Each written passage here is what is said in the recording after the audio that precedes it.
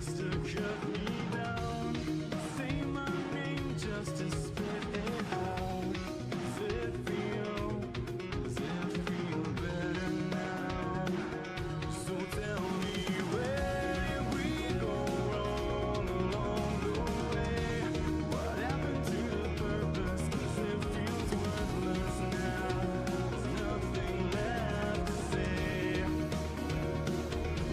'Cause every time I tell myself that I'm okay, it feels like the days are getting worse.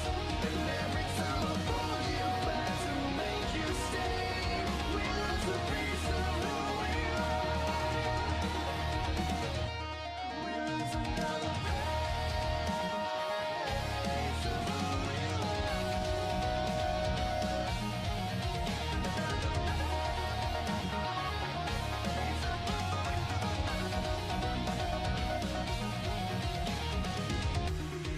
light me up just to watch me burn. So many times it no longer hurts. You know you never learn. So tell me, where did we go wrong along the way?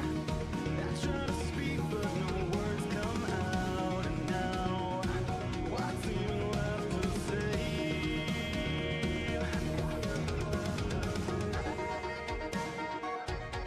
'Cause every time I tell myself that I'm okay, it feels like the days are getting worse. And every time I pull you back to make you stay, we lose a piece of who we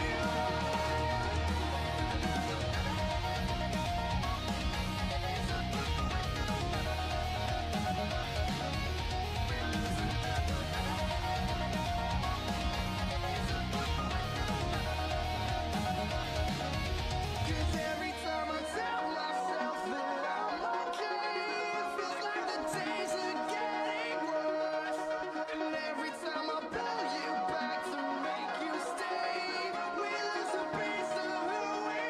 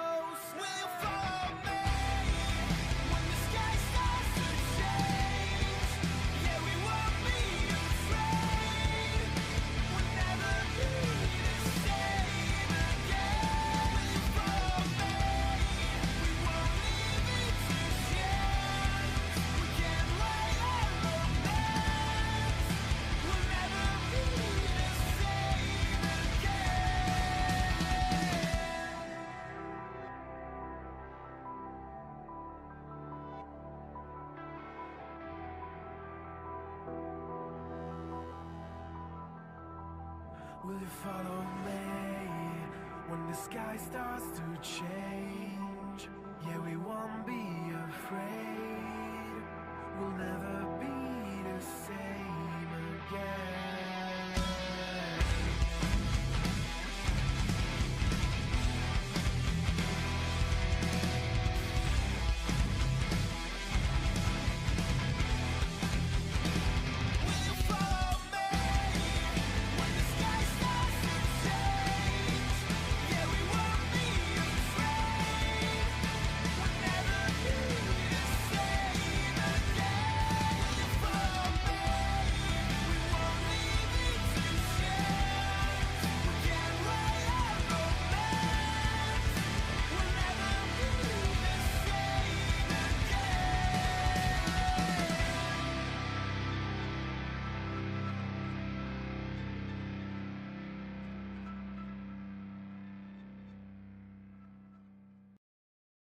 But I get it. I get it. He's I'm sorry, he didn't hit me. He's an acquired taste. No, I get it. Just Wait, Nick, it's me.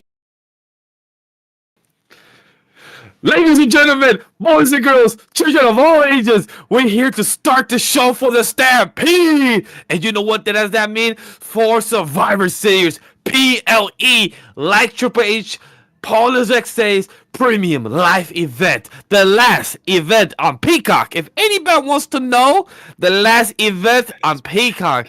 We will be moving to Netflix next year.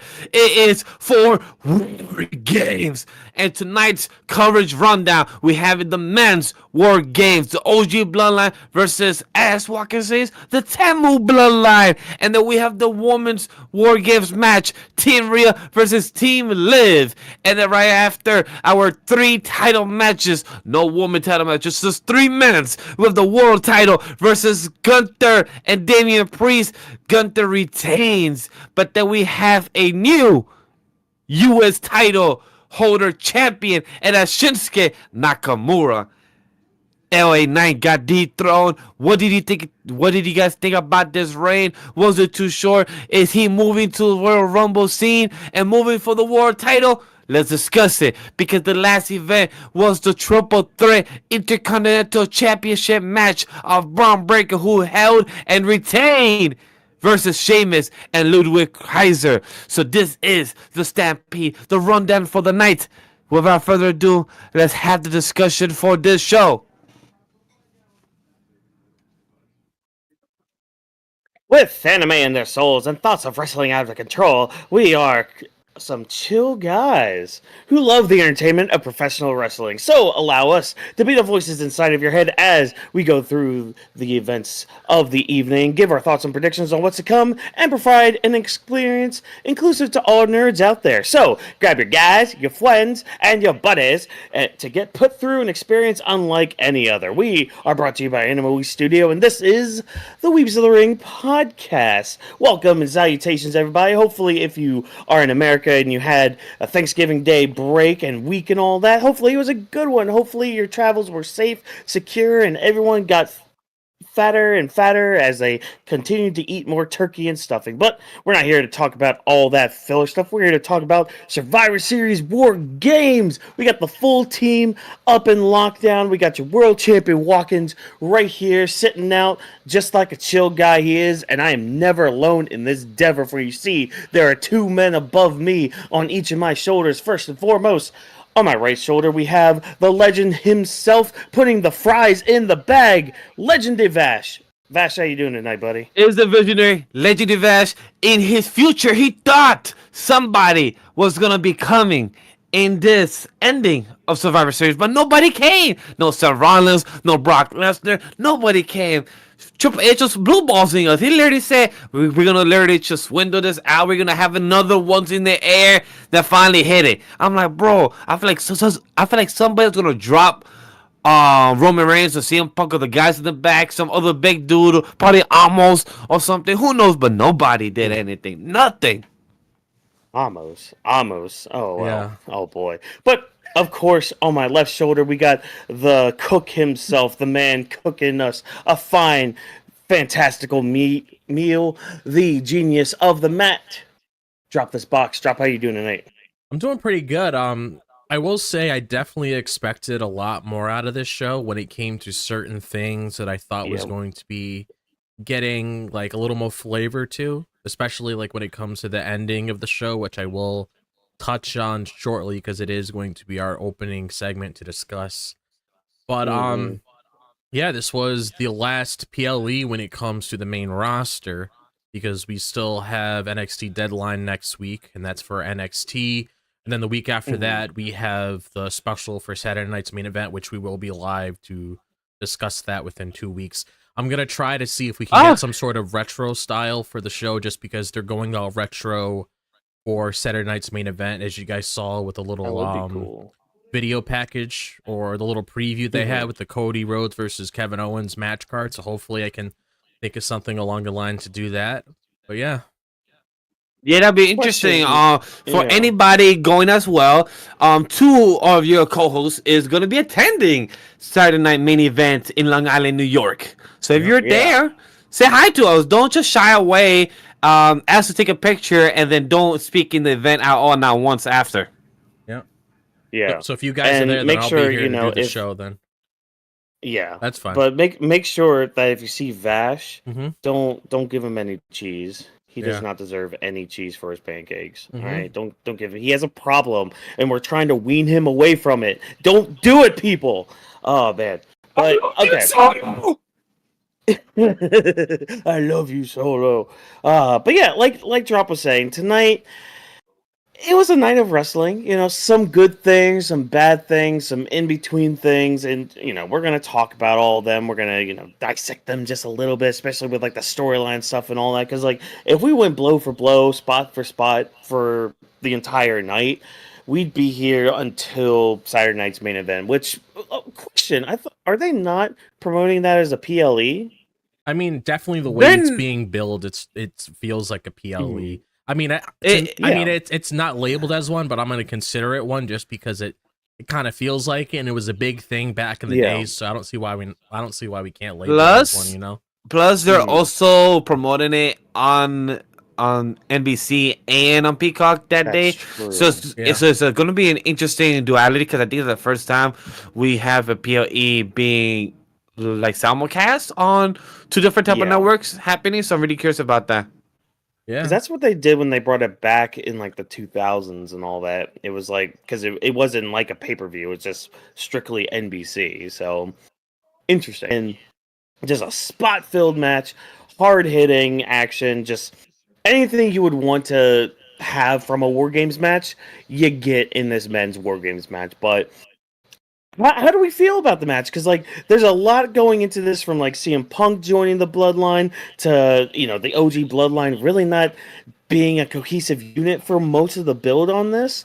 To just the result of this match itself. I mean, I know I was probably one of the few that thought Temu Bloodline would win, but hey, we're here now, and where do we go from here? Vash, what'd you think of everything? Look, overall for the match itself, I thought the Temu Bloodline was gonna win as well. Honestly, thought I was one of those people that the Temu Bloodline was gonna win. I thought this would be a good showing for the Bloodline. Even, for example, I thought The Rock was gonna show up too because they was promoting of how Moana 2, the press tour was done. He's gonna go home. I think this was on Wednesday or Thursday. So I'm like, oh, he might show up, a little Easter egg, a little setup for the Royal Rumble or something, or is he gonna be there doing the charge and the leading? But no. So, but when it comes to Solo and his crew, they came as a unit. It showed that each of them came as one. They came out in solo music. They believe they are a unit. But then the thing that was interesting, Jay was the last person to show up on the OG Bloodline. Everyone came out in their own music. CM Punk was number 3, Roman Reigns was number 2, and Jay started the match, and he was number 1, and came out in the arena.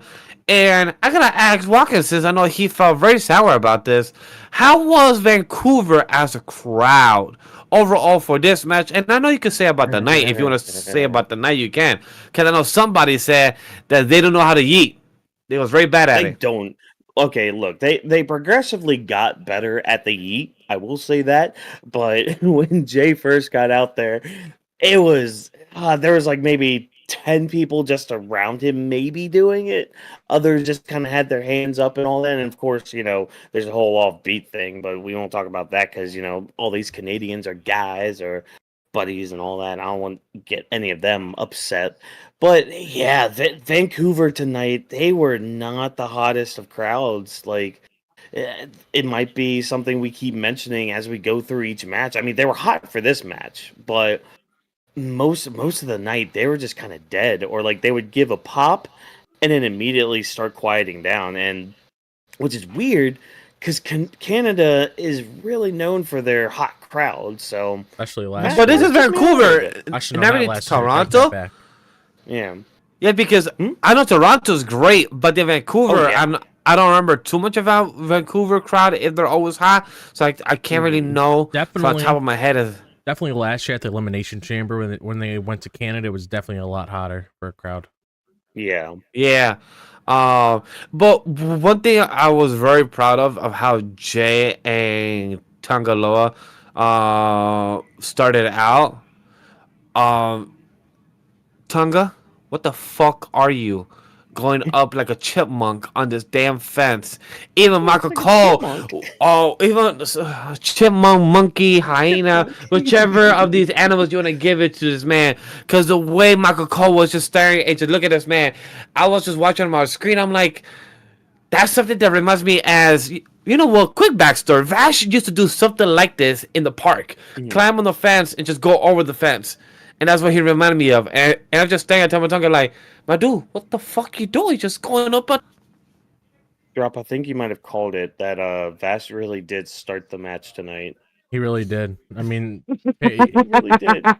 That is true. You called it. yeah, pretty much the way that he described it. I mean, that's exactly what Tamatonga did within the ring itself. But Yeah. my overall thoughts. Tamatonga's character. Oh yeah, I love him. I mean, he's a meme in itself. Oh, he's... The crowd seemed to get behind it before, even though I saw someone say in the middle of the match that he sucks. Oh, really? I didn't no, hear that one. Yeah, there was loud They had too. said that about Tonga Loa. They were just like, Yeah. Tonga Loa sucks. Oh, yeah, Tonga Loa. They said that to him, but not to Tamatonga. Yeah. But overall, that's one of my favorite highlights in the beginning. In the middle of the match, I would say the highlight for me, it was when the tsunami came from the top rope. When that first, sorry, not top rope, top steel in the corner. I was so smiling and happy about that because I remember, I forgot if it was Drop or Whawkins that said in the thread of our Survivor Series. They said, oh, a tsunami on the top is going to be a great spot. And outside, I'm like, that should look amazing. Roman's about to get murdered there. That looks amazing. And then, of course, Roman didn't get murdered because CM Punk saved him. And, the way Roman is on screen, I don't know why, but I feel like the cameramans, whenever they see him on screen, it turns into cinema. Like, it starts to turn into, like, every slow-mo action that Roman does, you start to notice every little thing. Like, he went to acting school that knows how to act each body part so well to the camera and play by it. Like, he does such a magnificent job. Even giving a hand to CM Punk, that was really amazing. The corkscrew of Jimmy was also a highlight of me. His face reaction, like, damn! He's like, like damn, that. I actually hit it. Woo, I did it. Like, bro, I was proud of that shit. I'm like, yeah. Good for you. Yeah. Good for you, Jimmy. So that's amazing. Show the teamwork of them two, of Jay and Jimmy, was amazing too. The butting in for CM Punk and Roman at the cage, that was pretty fire as well. Yeah, I liked the storytelling we're getting between like both teams because like Solo pulled that stunt too in this match where he's just like, okay, hold on, not you, Tonga Loa, Jacob Fatu, go out there. Like we saw him. That's something that Roman did last year to like make Sammy go out into the match instead of, I think it was Jimmy, instead of Jimmy or Jay, one of the two going out into the match and all that. So like, and we saw that even tonight too, where, like you said, like Roman he stopped CM Punk from going out, told Sammy to go out, and then, yeah, Punk retorted with that. Now, Drop, you had mentioned, like in our group chats with it, that this might have been kind of the nail in the coffin for Roman to lose, and that like you don't want to hear anything, like you don't want to hear any excuses if this is the reason he was taken out and all that. Yeah, Like, exactly. I like because- how you pointed that out. Yeah. Yeah, exactly. Because And plus, he walked too slow as well. Like, to come at the cage, he walked mad slow. Yeah. Bro, like, took like a walk for each second. And CM Punk got impatient, like, bro, get the fuck out of here. I'm gonna go myself. Yeah, Yeah. exactly. Because he, like I said, he was setting himself up where he could have had Punk go out, you know, go into the match itself, you know, just pretty much engulfing all the chaos that was going on at that moment. But he decided to be like, you know what? I'm not going to let you in. I'm going to send in Sammy. So that's why I thought in my head, which we'll dive into in just a little bit when it comes to exactly how the end of this match played out, where if something were to play out, you can't really say, oh, why did this happen to me? Why did Punk backstab? I'm just going to say it now. Why did Punk backstab me and do this? Well, Roman, you kind of set yourself up because if you allowed the man to go off on his own, he wouldn't be doing anything like that. So now you're giving him an actual reason to do it, and you can't really blame him for doing it back to you because you did it initially. And I get it because it plays into the story, so it makes sense why it played out that way. But it's like I said, you know, Yeah. actions have consequences. You start shit, he's going to do something in return. But it's like when it comes to my initial thoughts before we start diving into everything else, just to share a few things. I thought this was a great match. Like, I have no issues with this match at all whatsoever. It definitely lived up to the hype because when it came to both WarGames matches, and I have nothing against the ladies because I am a fan of the competitors within that match. But obviously a lot of us heading in, since this one had more build, a lot of us were really excited to see what was going to be playing out within this match. And like Vash said earlier, when it came to the tsunami spot and the top, that was something I really wanted, because as soon as Bronson Reed was put into this match, I automatically thought on the top of my head, okay, this guy's going to go on the top of the cage and he's going to do the spot. Because it makes sense, because you always have spots like this all the time. And I was expecting a group of guys to be around him. That's how I envisioned it in my head at first. We were going to have all the guys there to break the fall, which, you know, makes sense. You don't want him to get hurt, which I'm going to just say this for the time being. There is a injury update coming out, so we don't know exactly what went on after the match. So I'll let you guys know if anything comes up. Hopefully it's nothing serious. Jimmy? They didn't specify names, so they did say like current status of a certain wrestler. So I'll let you guys know. I just saw it in the corner of my eye. But that was the spot I wanted. And then Jimmy, I mean, I got to give some props to Jimmy, too, because Jimmy doesn't really get that many spots where he's actually able to go out there and do something to really pop the crowd. It's usually Roman doing something, Sammy doing something, or Jay doing something. So the fact that Jimmy was able to do a Uso splash from the top in the corkscrew, which I have to go back because I missed that. So I have to go back and see that. But the fact that he was actually able to get a spot to actually showcase something, I mean, I'm really happy to see that. And I liked the whole story again with Punk and Roman being played out. Obviously, like I mentioned in last night's review on SmackDown, we saw within the match itself that, well, we saw towards the end, which we'll dive into just a little bit, but we obviously knew the whole story was Roman and CM Punk, you know, getting on the same page, cooperating with one another. So as soon as Punk saved Roman, then you started playing into that. We're like, you know what? I'll give this guy some props because he helped me within this match, so we got to have each other's back. So there's a lot of stories being told in here.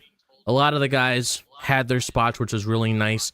Jacob Fatu, I will say, he definitely sold that leg incredibly well, because it had me at first, I actually thought he was legitimate injured, because it's kind of hard to tell nowadays, because they like selling spots, but sometimes they make it feel so real where they just keep selling it longer than you really expect. So it's like, holy shit, is he okay? Which I'm hoping, that little report I saw online, I'm really hoping I don't want it to be anybody, but I'm really hoping it's not him, because God forbid he's written off TV for something that happened. Oh my God, that's gonna be a big loss when it comes to Solo's Bloodline when they continue the story.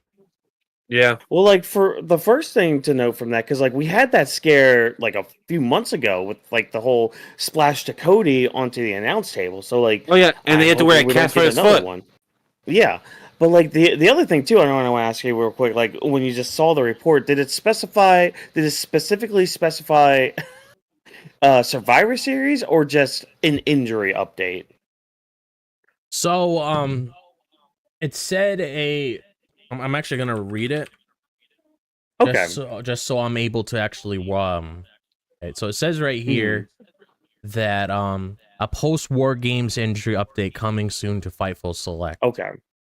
Okay, And so then that somebody means we asked get if it an was update. Jacob Fatu, and the person said Jacob, Punk, Jimmy Bronson, and everyone else. So he's pretty much going to be updating the status of all the competitors. So we'll see how they are. God, I didn't really see Punk taking that many crazy bumps, so I would think he would be okay. Yeah. Yeah. So the reason I asked, just for like the specifics of it, is because with Jade Cargill's like little attack and all that, there were conflicting reports this week about it's a work, it's not a work, and I all saw that that stuff. a lot, so I wasn't too. sure. Yeah, so like I wasn't sure if that was like if there was a specific time frame with that. So okay, good. So it's all just tonight's War Games. Okay, cool, great. Okay, so initial thoughts of the match out of the way now. I kind of want to start with a conversation regarding. Actually, you know what? I'm going to save that for the women's War Games. Well, match. we do have. Well, I don't know if you guys did hear in the press conference though. Jimmy broke his toe during the Uso splash. So that is one thing that we do know. Which Okay. that sucks because I've had a toe broken before or like fracture, and it's awkward as hell. Like I'd rather have hand wise, but toe wise.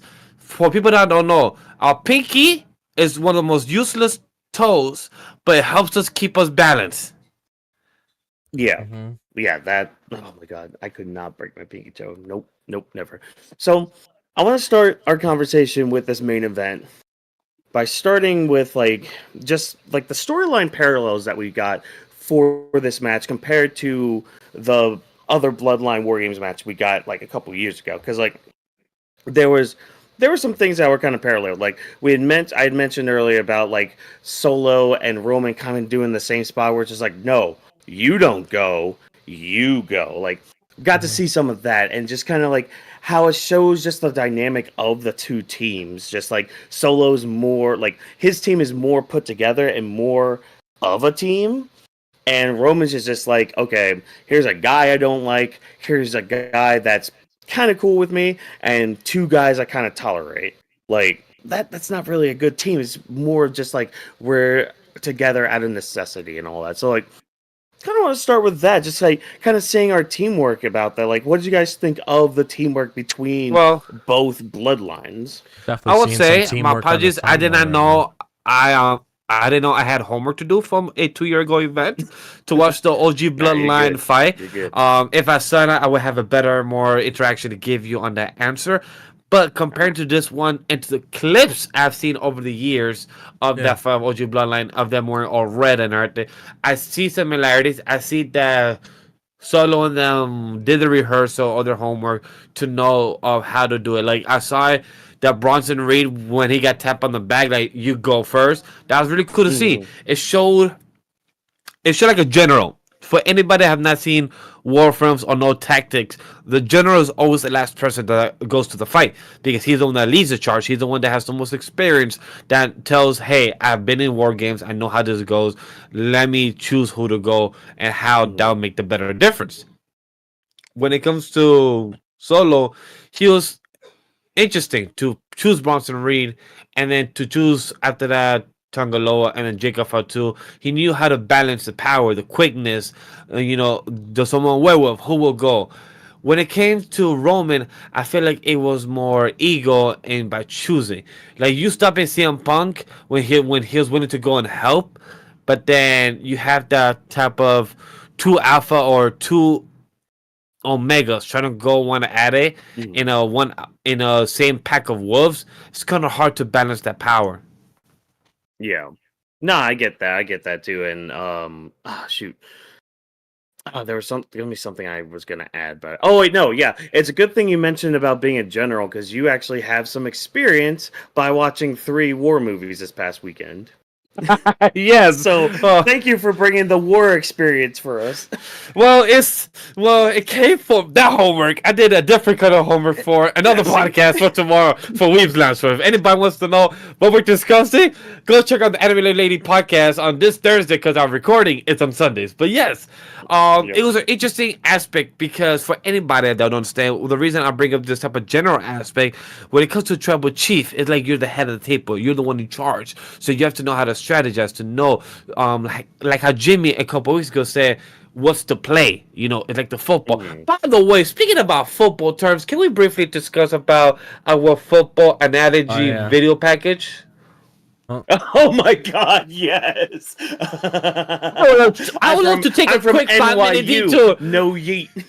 I would love to take a quick detour on this conversation because it was the most funniest thing that I've seen, and I love it. When he said NYU, no yeet.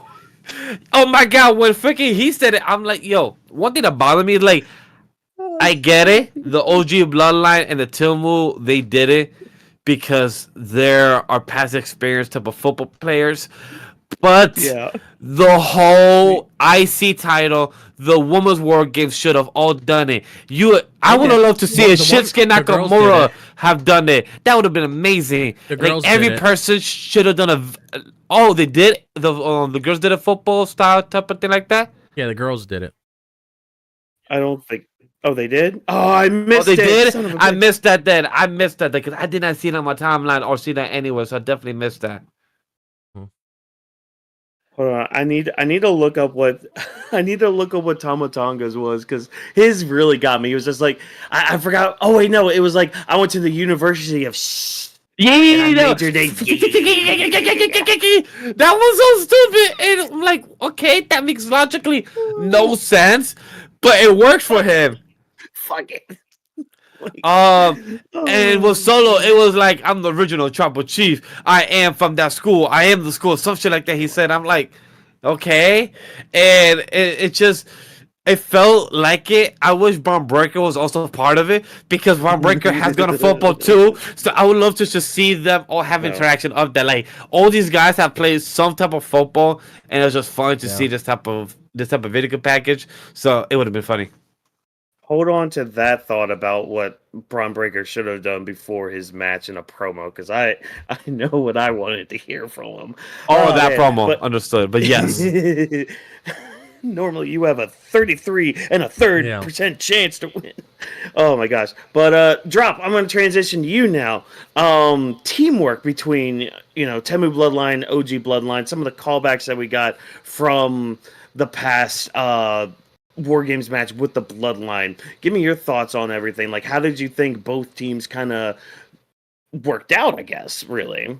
So when it comes to Solo's Bloodline, I mean, obviously, if you're comparing it to Roman's, they have better cooperation because the whole point of Temu Bloodline existing to begin with is to be a better representation of what a leader should be and how a team should work alongside one another, which they nailed that. Because the whole story surrounding Roman is actually, changing as a person, which is still an ongoing story at Roman, especially with what you saw with CM Punk tonight, or when Roman was telling people to, oh, hey, you go in there, you do this, you do that, because the whole point of all of this is for everybody to be their own person. Because if you guys recall what Jey Uso said, he says, if I'm going to work alongside you guys, that means that we're going to be doing things our own way. We're not going to go back and have you tell us to do this or that. So that's something I'm hoping gets addressed down the line. I'm really hoping that's not something that's ignored, where it's like, okay, Jay's never going to get that apology. We're never going to address things that need to be addressed. And obviously, it could be done by design because it could also be one of those things that's going to end up putting Roman in an even deeper hole than he realizes, which I feel like eventually is going to be coming, which we will touch on when it comes to exactly certain angles that is currently going on at Roman's whole story arc right now. But when it comes to Solo's side, I thought they worked out really well. Roman's side, the whole spot towards the end, I absolutely loved. When it came to Jimmy and Jay, honestly, just seeing both of them work together within the match itself, it just brought me back to when they were still together and they didn't separate and go out on their own, because I can't admit, you know, there's a part of me, as much as I like seeing Jay on his own, there's also a part of me that kind of just likes seeing Jimmy and Jay together because it's just very, I'm not sure if, like, nostalgic is the best word to describe it, but it just feels like different from like seeing them on their own, compared to like how we saw them together, because people always said, and this is like something that's, you know, subjective at the end of the day, that sometimes people prefer them being together than them being on their own. Obviously, the whole story with Jay was for him to be on his own and eventually branch out and do something. But when it comes to him and Jimmy working together, I mean, they always nail everything in the park. I mean, everything's just so in sync. Yeah. They don't really miss a beat at all. It just feels right. And they did a lot of good spots within this match itself. So that's something that definitely stood out. And when it came to Sami Zayn, I mean, Sami Zayn, I have to admit, he's usually the one that steals the show when he's in there in the middle of the ring doing his certain spots. Either it's the Blue Thunder Bomb, the Haluva Kick, any sort of thing that Sami Zayn's just great at what he does. You can't really argue with Sami Zayn. Sami Zayn's just a really good wrestler. I'm a fan of Sami Zayn. I love him. He's great.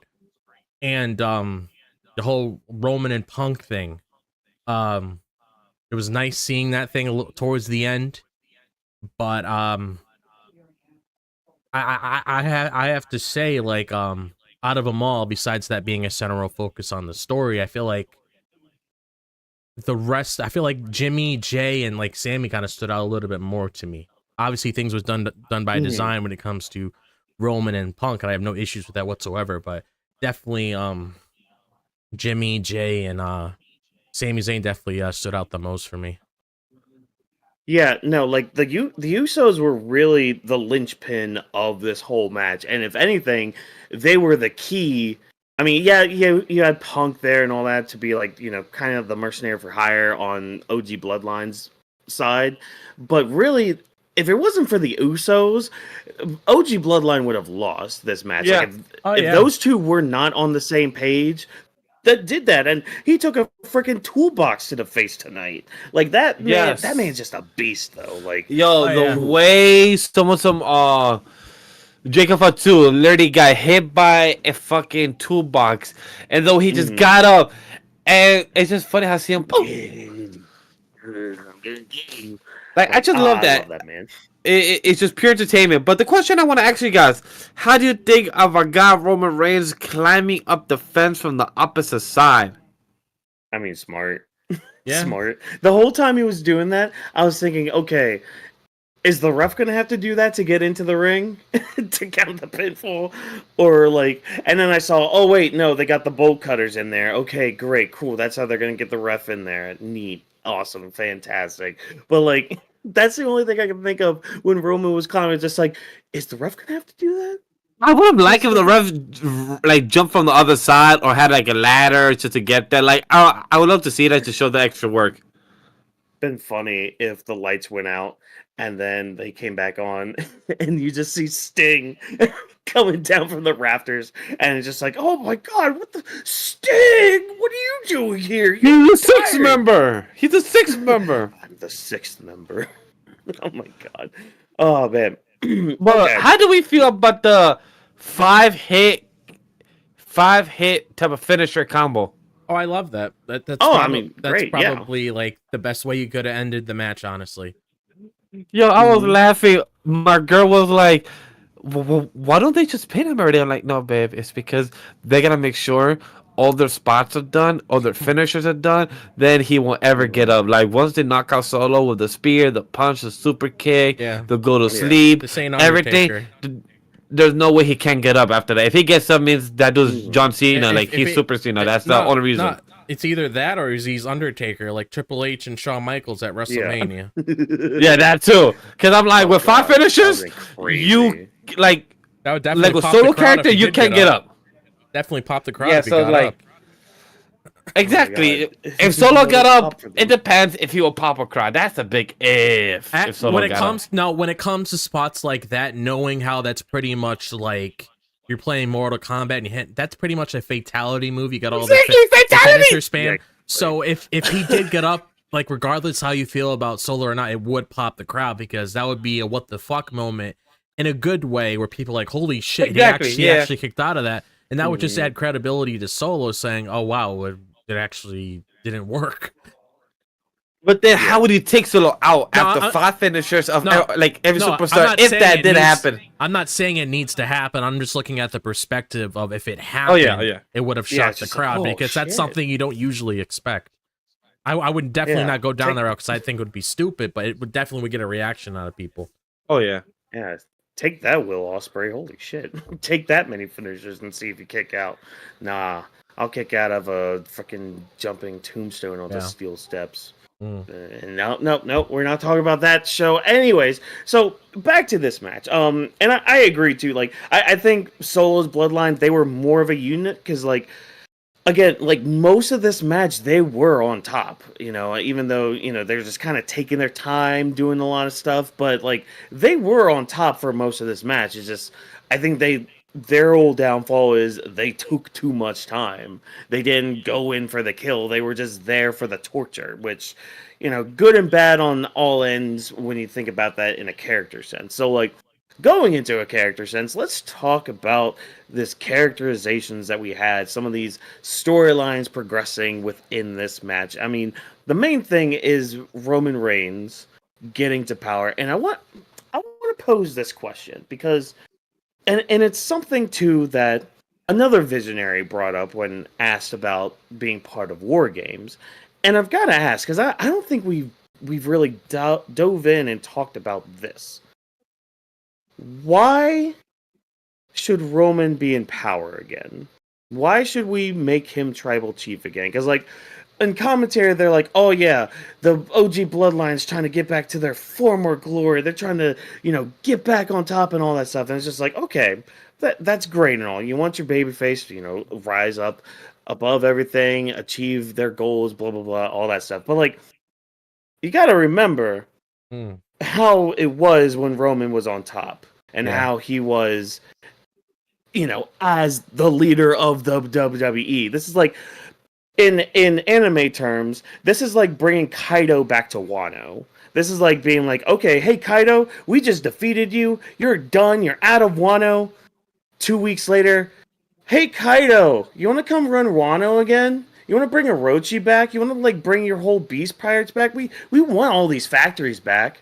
We would love to be basically enslaved to you again and have no food or water. That would be great. That would be lovely. Like that's kind of the level that we're here on. And like I kind of want to pose that question because like I saw this kind of going around a little bit in certain circles, and I just want to bounce some ideas off. Like, why should Roman be up top again? Yeah, it's like I was thinking of something else when you're saying that as well. It's almost like Cloud just handing Sephiroth the black materia. It's like he doesn't need it because he's gonna be doing a lot of destructive shit and pretty much become his own at this fire. So it wouldn't really be the best decision to give the enemy what they want, but it honestly feels like if they went down that direction, it would just be backtracking because the whole entire point of this whole entire story is for everybody to be on their own, to actually be able to stand on their own 2 feet, because Roman is the very reason why Sami Zayn left when he hit him in the back of the chair and all of that broke out. And why Jimmy and Jay eventually left him and then Jimmy came back, but that's like a whole different thing. But just looking at Jay's perspective, you have the whole thing where he got tired of Roman's shit, which is one of the things I was glad they brought up before he got involved in this whole entire thing. So it's like Roman put himself in this situation because of all of the destruction that he caused before when it came to the manipulation, just constantly controlling everybody around him. So for them to just reunite and be like, okay, you know, things are back the way we are now. I'm going to tell you to do this. I'm telling you to do this. No, you don't do that. And that's why I'm thinking, that's why I was one of those people when we were like coming into the whole build-up within this match itself that I didn't really think Paul Heyman being there would be the best decision because that just gives Roman what he wants, because now with Paul Heyman there, he doesn't have to think anymore. Paul Heyman does all the thinking for him, so he'll just end up thinking of something and Roman goes along with it because, that's his wise man. He's supposed to be making wise decisions. And I just feel like Roman honestly needs to come to a point, like I stated earlier, that he needs to start being aware of his surroundings instead of... I mean, you even saw in the whole segment with him and CM Punk last night where the way that he was talking to Heyman was the same way he was talking to him before. Roman needs to stop putting himself in that situation because the whole story is for Roman to understand what he's doing. It's almost like he's, completely ignoring what's going on. We obviously know it's done by design because it's all part of the story and it's going to bite him in the ass again, just like it did originally. But it doesn't make sense for him to be in power because then we're going to be going down. We're pretty much going to be watching the Bloodline story play out like we did. And we've already seen that whole chapter of the story when Roman was in power. Now we have to see Roman at the bottom. That's why we stated before, once Cody won the title, the story was bigger than the title. He didn't need the title anymore, as you can clearly see right now. The three of us were right about that, just like everybody else has spoke about that. The Bloodline story was big enough. It didn't really need the title. That's why Roman, that's why once we get into the whole CM Punk favor thing, which we'll probably touch on a little bit, that's why I feel like that might potentially play into that when it comes to exactly like what that favor is and everything. Like I said, I'll just say my thoughts on that, but I feel like Roman just needs to get like hit across the face again with some really serious shit. I don't necessarily think it's to be one of those things where it's like everybody leaves him, like Sammy, Jay, and Jimmy. I don't think it's gonna be one of those things, but it has to be something along the lines for like a proper wake up call than what Roman has already. Because the struggling with Bloodline as it is, I don't feel like that's enough because it seems like nothing really came out of it. Everybody else has grown.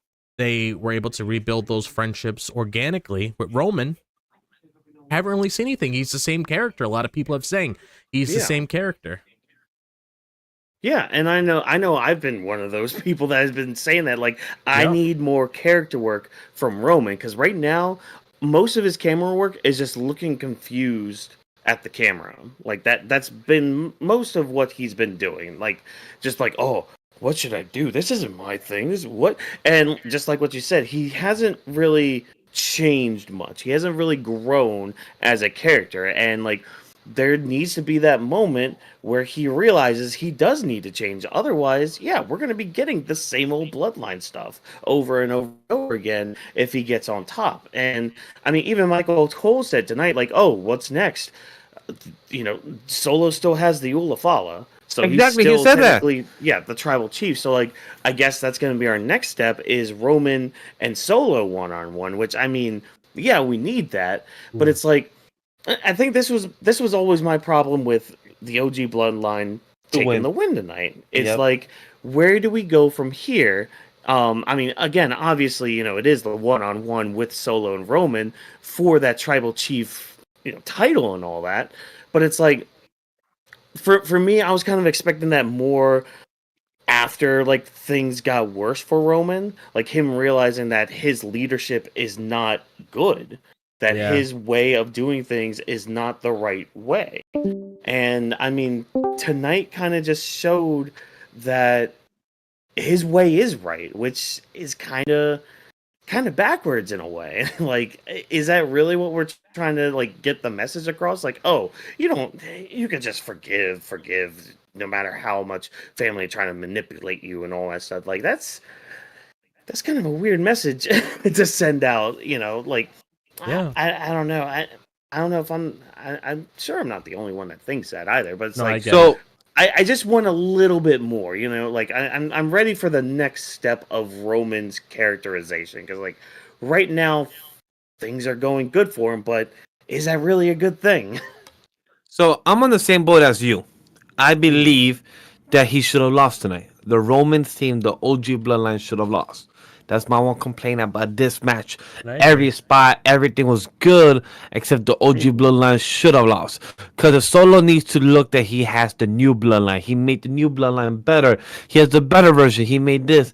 But then CM Punk adding a wrench to this as a player cool, makes sense because he's like the original from the Wise Men and everything, understandable.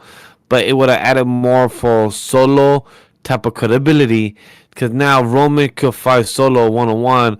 But is this going to be a tribal comeback that Jay and Roman has had before? And they have had it twice. Are we going to have something like this that's more official of the Samoan style? Would this be it, or would this be a regular match of a 1-on-1 and for the Ulafala just be like on a title type of holder type of spot? And when will it be? Will it be on a Saturday night main event type of thing? Give it. Oh my gosh, I might die if we get Roman and Cody at Saturday night's main event. I might die. I might pass out in my seat. I'll be a happy little camper. I'll be thrilled. Wait, say that again. I'll get to it. Oh, so basically, like the whole thing of like, oh, if Roman and Solo's match ends up being at like Saturday night's main event, I'm just like, oh, I would die because like having Roman on the show.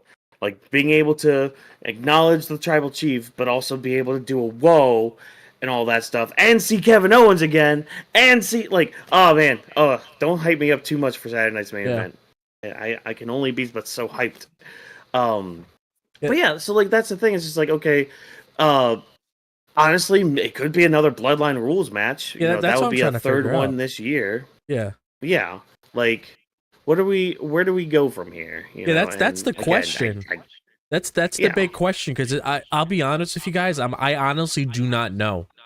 Like I can't really think of anything in the top of my head that really makes sense because this right here legitimately feels like the end of a chapter and just move on from something else because we've already got like, I mean, we haven't had a one-on-one match between Roman and Solo, but do we really want to see that? If I'm being perfectly honest, not really. And we've already seen Roman pin Solo, and we've already seen Solo pin Roman, so it's not like if we get that same result again, it's gonna really matter. And sure, it could be for the Ulafala and the whole control of being the tribal chief again, which I get would add to the story, but like at the end of the day, I mean, what really is there? That's why when it came to the end of this match, I was expecting something a little bit more, not something that was like out of this world because you don't want to like have that take away from what happened towards the match because I know a lot of people were predicting The Rock to come back tonight, which I was one of those people, but after looking back at, actually, no, I can't say after looking back at it again. I mean, I guess I will say if Rock did come back, it probably would have took away from the moment. But I feel like this would probably be one of those things where it would make some sense because that's why you should have had like him come there to actually tease a little something. Either he says something, he reveals he's the puppet master behind everything, which we obviously know that's pretty much a given at this point. That's not really hard to predict, but it's like you could have gave us a little something instead of all of them standing tall towards the end. That's why I was really confused because I was waiting for like when Punk went back something. I thought Punk was going to come back and hit him or something, and we were going to find out that Punk and Heyman were aligned with one another because I feel like this could be a good segue into that now, that whole favor when it comes to CM Punk that was brought up when we had the Punk and Roman segment last night. Exactly what is that favor? Because I feel like because I feel like that definitely ties into a bigger story because we don't necessarily know if it ties Roman. It very could, and it makes sense if it did, but you never know if it could possibly be something else along the lines. But just based on the setup, it would make sense if it was Roman. My initial reaction when I first heard that last night when I was talking about it on the show was the whole segment with Paul Heyman when that happened when they were in Chicago. When Punk came out, you saw Heyman there and everything. They had Bloodline come out. He told Punk to take him with him. I saw it in a way as like a cry for help. So I thought it was one of those things where it's like, okay, now that Punk is here, he's aligning himself with Roman to take down Solo's team. I thought it was going to be one of those things where it's like, okay, this is under wraps. Punk, Heyman's gonna go with Punk. Punk's gonna turn on Roman, something along the lines of that, and then that would have been the favor. But now looking at how it ended tonight, I don't think Punk and Heyman being together would be a favor, because you would think it would be something bigger than that, because we probably would have saw something like that.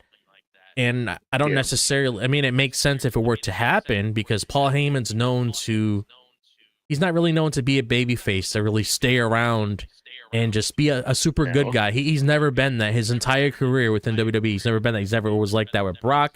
It was never like that with Punk. He was never like that with Roman. So that's what I was expecting out of it. But it has to be something bigger. What is it? Helping me getting to the title picture? Is it helping me get to the main event at a WrestleMania? Like, we don't know what it is. Like, I don't really know. Like, obviously it's gonna play out because that's the big story. That's but the thing.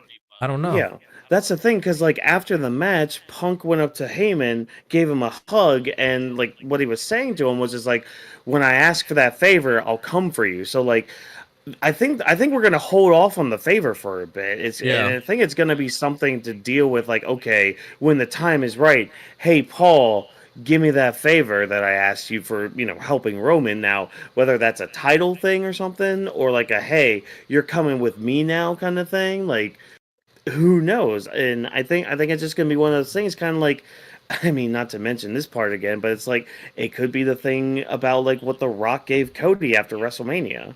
Like what did he give him after WrestleMania? Yeah. We don't know yet. Like we haven't, I mean, unless it was actually the tickets to go see Moana 2, which I mean, thanks, Rock. That's another thing. I was thinking about that as well. Yeah. That's another. Now that you bring that up, even though that I know, even though we're making a meme out of that, you actually brought up something very interesting, because Roman, I mean, The Rock has only appeared when Cody's there. He didn't appear tonight at all. Mm-hmm. So obviously Cody is the center focus, because if Cody was in this match, even though it does not make sense in this, just like how it was with Seth, I wouldn't be surprised if we saw some sort of Rock return again tonight, because he seems to just have his eyes on Cody. He wants that belt. God forbid he doesn't get the belt, because I don't want to see that shit play out. But we obviously know that there is a unfinished story between him and Cody. So we got to figure out exactly like, where is this going? So that's how that's why there's a part of me thinking it's like, if like Timu Bloodline won tonight, Rock coming out, being the puppeteer behind everything, it would have made a lot of sense, and it also would just add that. That's why I'm more layers. Yeah, it would add more layers. That's why I was actually on track. Like I did say last night, my predictions, Team OG Bloodline, but just looking back at it, and I only said that because Punk's involved. If Punk never took part in that, I probably would have said Timu Bloodline. But it's like with Timu Bloodline, with them winning tonight, then we could probably say, okay, now we know another direction for Bloodline now to eventually take out Solo. Rock is revealed as the puppeteer. Now that adds tension between Rock and Roman. Now, then you could have built off of something like that. That's why it's really hard to me to say. It's like, they beat them. Where do they go here? You can't be like, you can't have Solo coming out and be like, I want a one-on-one match with you. We've seen you lose a lot. What is that gonna do? Yeah. And plus, to add on top of that, even if CM Punk team lost, Paul could still owe a favor even if they lost. He still helped Roman as the deal contradict. Just because you lost don't mean the deal gets void. So Paul's always by his word. Like, hey, you help him. That don't mean I have to void your favor. Your favor is still on the table. So that is the wise man. That is a person that's like a mafia. Anybody that has that type of relation will still honor that as pridefulness. So that's why I say that's my one critique, that I feel like even though Roman winning, he didn't get any setup already. We know he's the OG. We know he's the OTC. We know that he is this person that is going to be back on top. Yeah. But the question that Whawkins asked us earlier, why does he need to be back on top? What is the reason for? If he's not going after Cody right now, him having this momentum is not helping him. It's supposed to help also the rest of the bloodline. But right now, the Tamil didn't get that win. So right now it's like, okay, there is no I love you Solo. There's no just none of these. It's just Roman winning. Yeah. In the ones. And also, I'm shocked Roman don't feel salty that CM Punk is not put it once. He's just putting a GTS. Yeah. Mm-hmm. I mean, I can understand why, and because he wasn't part of Bloodline, so I get it. Yeah. Yeah. Plus, it could add to the storyline later on, like, oh, you never acknowledged me, did you? And it's just like, No, well, he did. He did. When CM Punk finally came back in the beginning of the year, he did say, I acknowledge you, Roman Reigns, as the tribal chief. Yeah. Okay, all right. Well, not to his face then. Yeah, that's true. He I did. don't know. He did say that like 6-8 months ago. So yeah, time has flown by then. So things change. Yeah, but I don't know. The favor can probably come at whenever time. Again, it could be just one of those things that's just like, we're just going to keep this in the back pocket for later, and when we're ready for that favor, well, we won't forget, unlike, you know, certain other things that we'll get into here Seth during Rollins. certain other matches. Seth Rollins and all that stuff. But all right, do we have anything else to say about this Bloodline WarGames match? I know it's kind of up in the air, like where we're going from here, with, you know, Roman getting back on top and all that. But like, anything else we wanted to mention before moving on to the rest of the show? I'm good to move on. Yeet, no yeet. Go to sleep. OTC. And what's that mean? Sammy Uso, his aka, like how many names you got, my G? He said, aka Sammy Uso, aka I'm from the school of the Uso Penitentiary. I was laughing about that one. Oh my God, Sammy, you're hilarious. Oh, goody. The honorary Right, Uso. well, okay, great. Well, as honorary as he is, we're going to move on. We're going to move on to our other War Games match. We had the Women's War Games match with Team Rhea taking on Team Liv. This started off our evening tonight. We had our face team going against our heel team. Heel team having like our champions, our Money in the Bank winner and all that. And not going to lie, this match was kind of clunky. And I feel really bad because like there are some good stars in there. But man, there were times where like some of them looked really lost at certain points. There were times where, you know, they were trying to get weapons out of the ring and all that, and it looked like they weren't in the spots that they were supposed to be in. So that's just something really bad on the production team if that's the case. But like there was a lot of clunkiness, a lot of just like standing around and just some kind of bad spots. And I'm not going to lie, and I hate being like this because, like, she's been doing good work this year, but starting your match off with Nia, that sucked the energy out of the room completely. Like, she was not on it tonight. So, I have a question. If you don't have Nia to start it, who would you choose? I would choose one of the other three that's not a champion.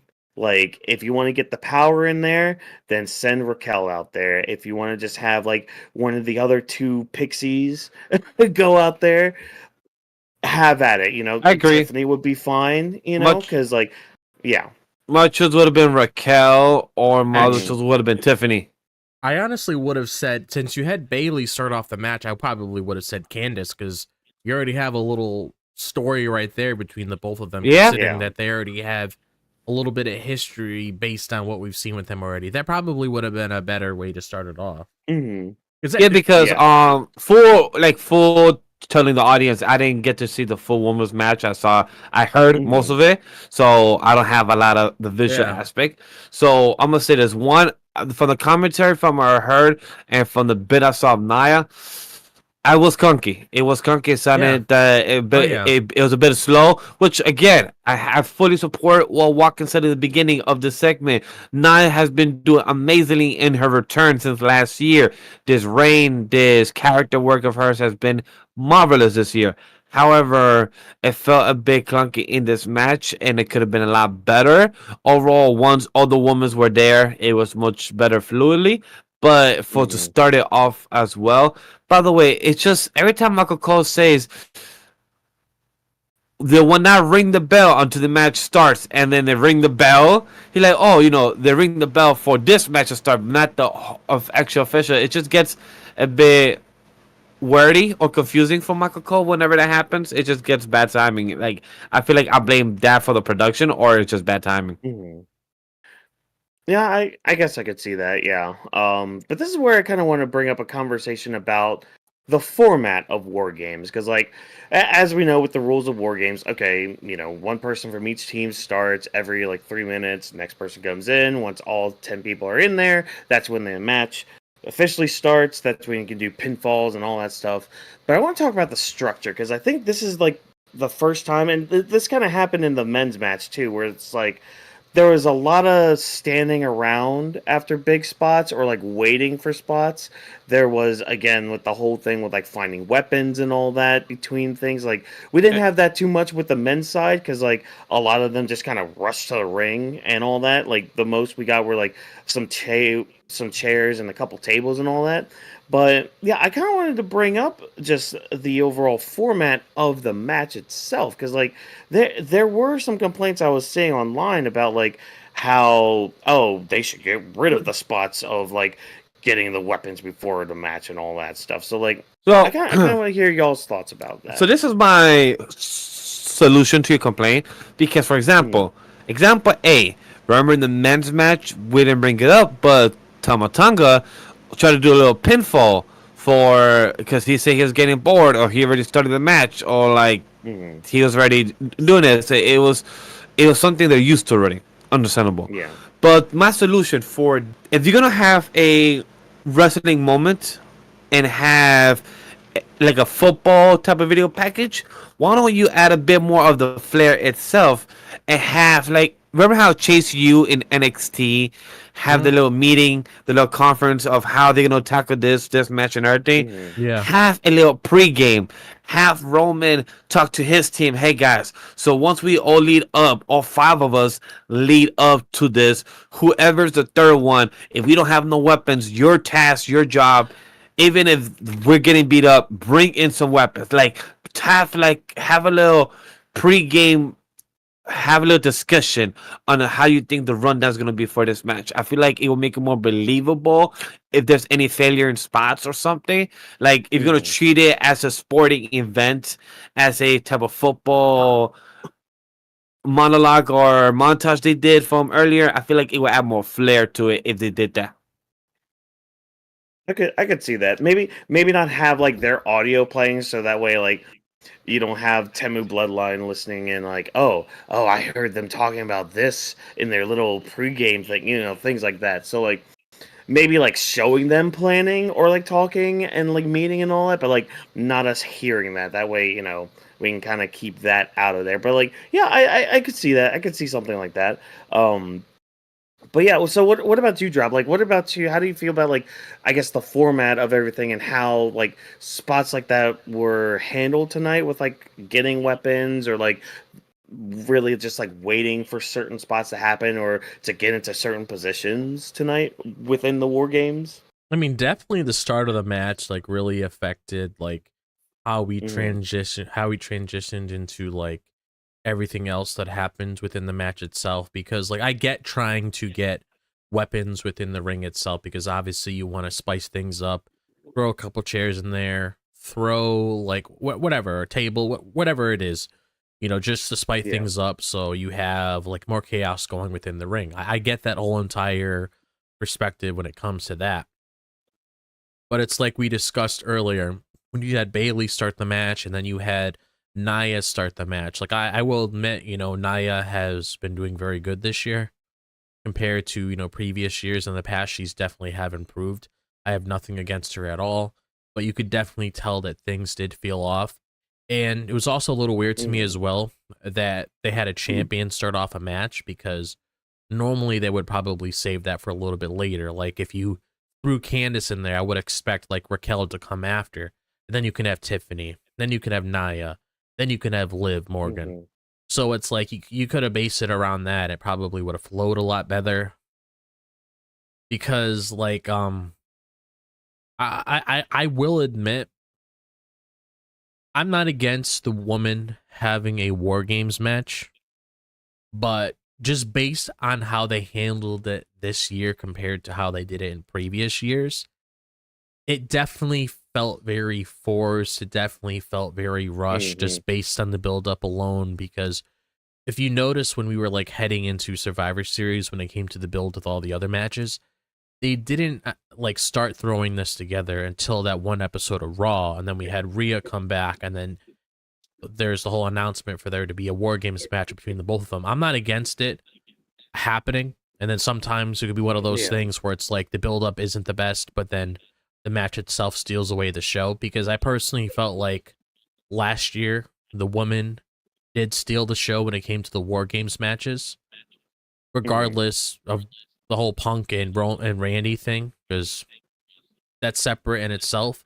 but I don't know. It just everything just felt like off in this match. Like you could definitely tell when a match is like very slow as you're watching it over and over and over again. And I didn't really have like it wasn't like really that much that stood out to me besides like EO and Tiffany doing their spots here and there, and a couple other spots within the match itself. But I can't really just look at that and say that's a great match, because I always look forward to seeing EO doing her signature spot with the trash can. That's just a staple. Oh yeah, that's amazing. That's just a staple. And she painted it this time as well. Yeah, that's just a staple of EO. I'm not taking that away from her, because she deserves the world. I mean, I'm honestly hoping she's still in position to be a Royal Rumble winner, depending on how the story goes. She just deserves the world. She's great. Same with Tiffany Stratton, which I will definitely touch on in a little bit, because I was just about to ask you guys that question, but if you want to save it for a few more minutes, we can. Oh, definitely. But it's like, don't worry. But like, I don't want to completely shit on this the entire time. Like, I want to say, I want to say like one thing in particular when it comes to how the girls look tonight. And don't take this in a weird way, because there's some people online are probably going to take this in a weird way, because you guys are fucking weird. I thought they all looked great tonight based on the outfits that they were wearing, because that's one of the things I look forward to when it comes to the PLEs. They always have like this special outfit that really makes them like, you know, stand out. Like I was discussing with you in the chat with like Rhea's whole protection that she has over her face.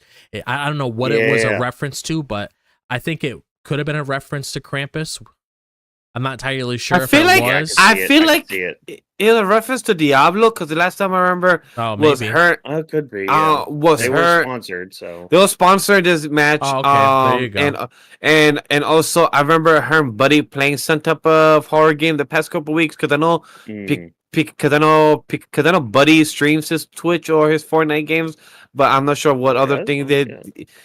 I don't know too sure, but I know he plays that. But I really fuck with her outfit.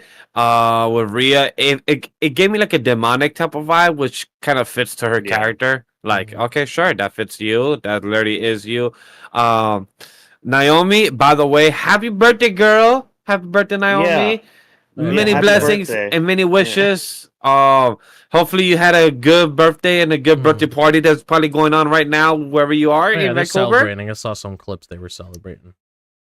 Nice. Yeah, so they're having the best time of their life. I know Naomi enjoyed doing the stink face to Nia, which is pretty ironic. She had the toilet seat on her. Now, okay, the toilet seat thing was hilarious. Like Michael Cole was just like, "Is that a toilet seat?"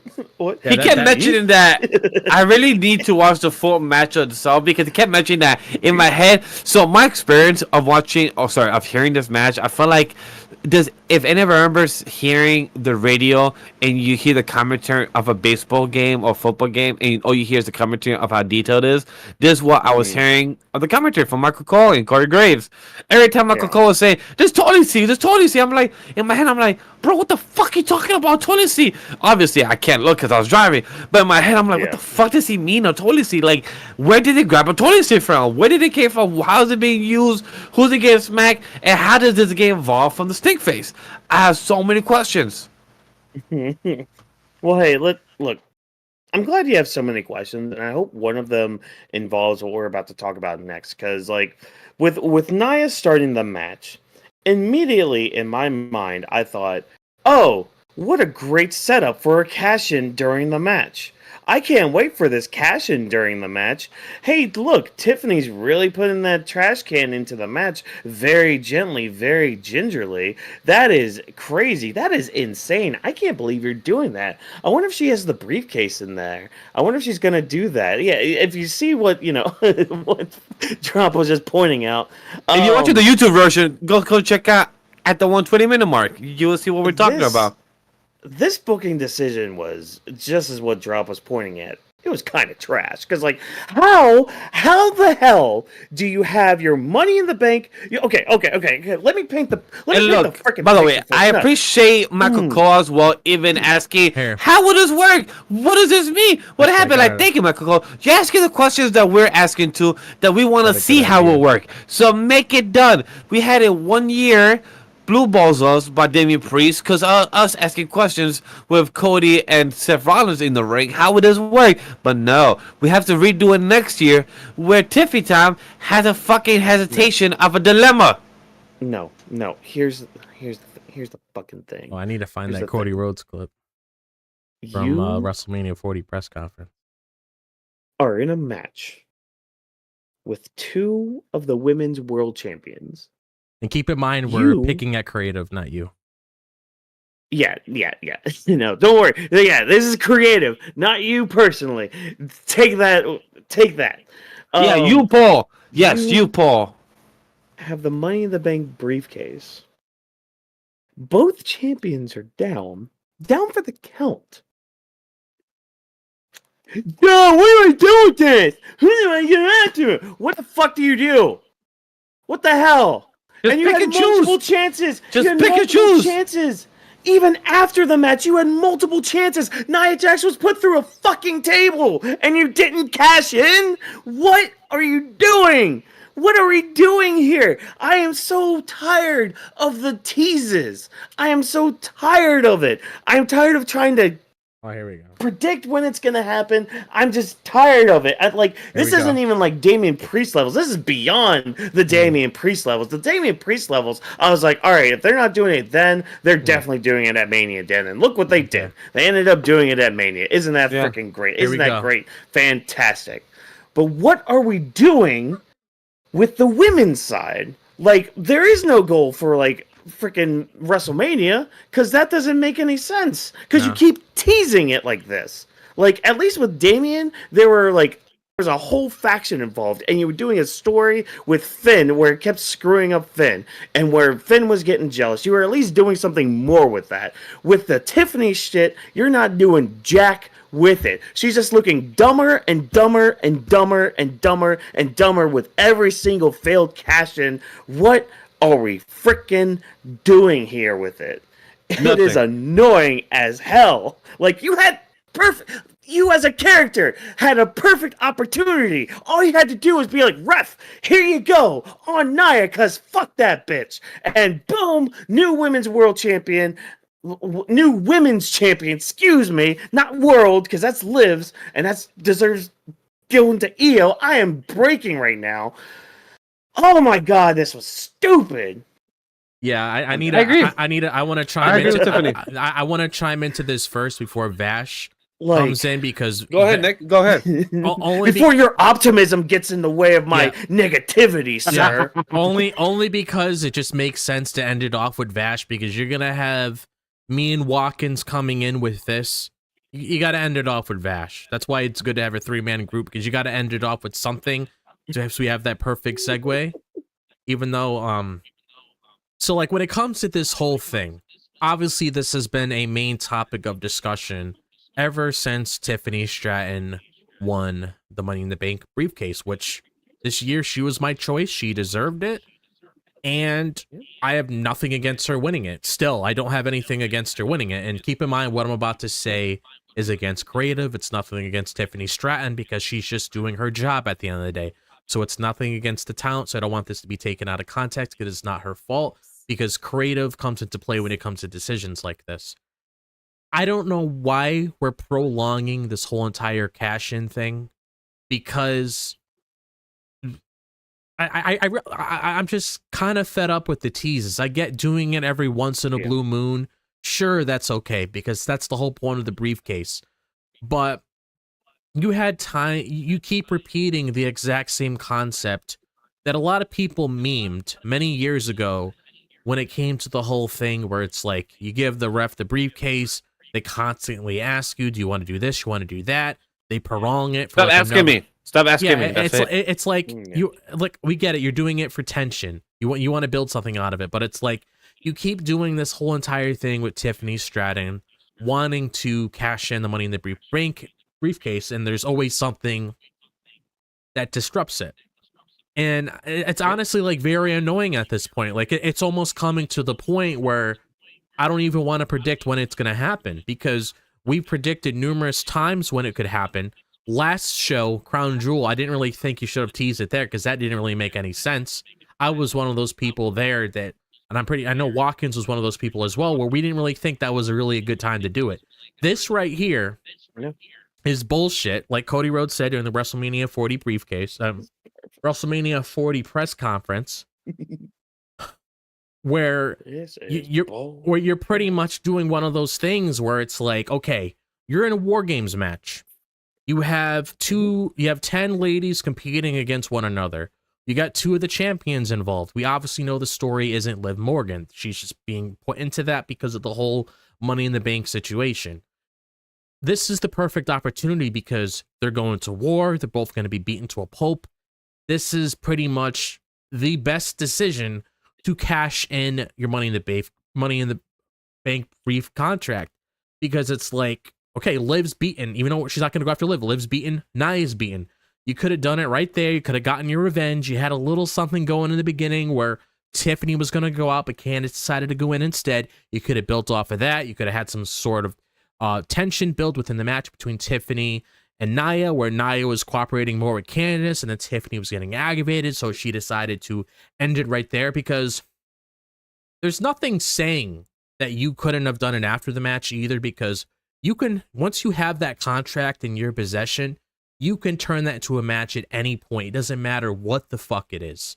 It doesn't matter if it's the WarGames match. It doesn't matter if you want to do it afterwards. That right there is a guaranteed title match. So if you wanted to do it when they were all celebrating on top, you could have done it at that very moment, and you could have had Tiffany Stratton take the briefcase. You could have beaten Candice, because you would be fed up with Candice's bullshit at this point if I were her. And then you could have just beaten Nia with it constantly over and over and over again, and you could have had your little moment right there. But we decided to go with the decision where we ended up having Tiffany Stratton get into a situation where we had the fire extinguisher blowing at her, another missed opportunity right here. So it's like, what the fuck is going on here? Because I'm not a big fan of this build. I'm not a big fan of this whole entire booking situation, because you make a Tiffany Stratton look like a clown. If she's not a clown, she's the future of your division. And if you want to do Tiffany Stratton versus Charlotte at WrestleMania, which I feel like is the game plan anyway, Charlotte's not involved, but just judging on how they're presenting Tiffany right now to be the future of the company when it comes to the women's division, that's obviously a high-profile match. It's definitely going to help that's definitely going to help Tiffany grow more as a talent. So if you want to lead her down that direction and actually do something so Money in the Bank briefcase is out of the picture, so you don't have to keep prolonging this, you could have had her cash in. And also, like, the whole thing with, like, Rhea could have got the win. Did it make sense? Sure. Was there a couple questionable decisions there? Sure, because a lot of people are saying, oh, Io could have done it because she's next in line for Liv. But obviously, we know the whole story with Rhea is between Liv and Rhea, which, if I'm being 100% honest with you guys, I honestly, this is why I wasn't too keen on Io being a #1 contender, because look who's back. Nothing against Rhea, but it makes Io look like an afterthought now. And I do not like that, because Io is not an afterthought. She's not trash. She is one of the greatest. I'll come out and say she's one of the best female wrestlers in the entire world. I will come out and say that. Yeah. And I know for a fucking fact nobody's going to disagree with me with that, because they know who Io Sky is. So just her being in that position alone, knowing how she has a chance to go after Liv, and we know it's probably not going to go in the favor that we want, it just seems like a waste of time now. Maybe they did that because they didn't think Rhea was going to be back as soon as she was. I don't know, but it's just like a whole clusterfuck Yeah. when it comes to this entire thing. Like the Tiffany Stratton thing, you need to figure it out. You're gonna cash in now. You're gonna cash in later. God forbid this is not something that happens at like the fucking WrestleMania. If they want to do that, Yeah. I don't know how you're gonna build a long enough story to do that, because I was honestly expecting this Nia and Tiffany's story to finally start getting its motion when it comes to a feud, because obviously if Tiffany cashes in and wins her title, they're gonna have a little feud, and then Charlotte eventually come back, hoping there's a heel Charlotte, because Charlotte's better off as a heel. I'm just gonna come out and say that. Look at her father, good example right there. Yeah. So it's like, what are we going on? I'm just fucking fed up with this shit. It's like, it doesn't make any sense. You can't really say, oh, we'll see where it goes. What the fuck does that mean, bro? We'll see where it goes. We'll let it play out. There's a story. Yeah. If you added a little something in there, I could be like, you're right. We've been seeing the same shit. And I want to hear the whole patience. That's the worst part of it. I don't want to hear patience That's either. the worst part of it. It's the law of diminishing returns. We keep getting the same tease over and over and over again. It'd be one thing if we got like a couple instances that she tried to cash in. Yeah. Fine, whatever. But it's the fact that almost every PLE she tries to cash in, and it's the same reaction. Either Nia gets up and just like, oh, what the fuck are you doing? Or like she got at Crown Jewel, and tonight it's just like, duh, who do I cash in on? Because like literally you had two great options. Again, like Nia got put through a table and Liv got put through a table. If you're not going to cash in on Nia because of Candice, Raquel was literally handcuffed to the damn ring. So Liv's muscle was already taken out, and you could have set up a 4-way that way too. Like that would have been cool. That would have been something different, because Io's technically #1 contender. Rhea pinned the world champion. Liv is the former world champion, getting her rematch and all that. Like that could have been something cool. That could have been something different. And yeah, that got her away from Nia. But if I'm being honest, if Nia's going to perform like she did tonight, probably the best thing. Probably the best thing to just get away from that. Because, that's the thing. On this show, we've come up with many different options that you could do. One of the options I had was, hey, have Nia take ownership of the Money in the Bank. Be like, you're going to cash in when I say you cash in. Because, hey, guess what? There's a story right there. There's something to kind of sink your teeth into a little bit and do something. But it's like, this was, I think, the worst part of the whole match for me, is the fact that you had your chance. You had your opportunity. We need to have better book for the Money in the Bank briefcase holders. We got to have them be more opportunistic, because almost as Austin Theory was a couple years ago. Now, his thing's a little different because, the only world champion around was Roman, and he's not going to be cashing in successfully on Roman. Yeah. But it's it's pretty much the same thing. It's the same booking that was going on then, too. So, So, when it comes to Vash, what does he think about Tiffany Stratton and with the teasing? Guess what? Vash is not optimistic. Vash is annoyed about this as well. He's not too happy about this. Because, look, Tiffany, even Michael Cole said it. What would happen if she did cash in? Do you know what would have been cool, guys? Let me know if I'm thinking crazy. What happened is Tiffany Stratton cash in her Money in the Bank, right? But then is whoever pins who, meaning that we can have a new world and a new WWE. That means Tiffany could take a Nia, become the new WWE title, and Rhea could just take her title right there and pin Liv and become the new World Women's title holder. But then it will feel very anticlimactic, but it will feel like, wow, like 2 title changes in one night in one match. That would have been intriguing as well. But when it comes to the tease, I'm tired of it. Yeah, I agree on you guys. It's just overplayed. It just doesn't make any sense. We want better. We know you can do better. But, yeah. What do you guys think of the idea of, if that did happen, of the Tiffany Stratton actually using her her briefcase, do you think that would have happened? Like, what were the results if Tiffany Well, see, that's the actually thing. did pursue? Do you think Rhea could also pin Liv and get her title back in the same match if that was the rules for this one? Since see, it's a different type of vibe.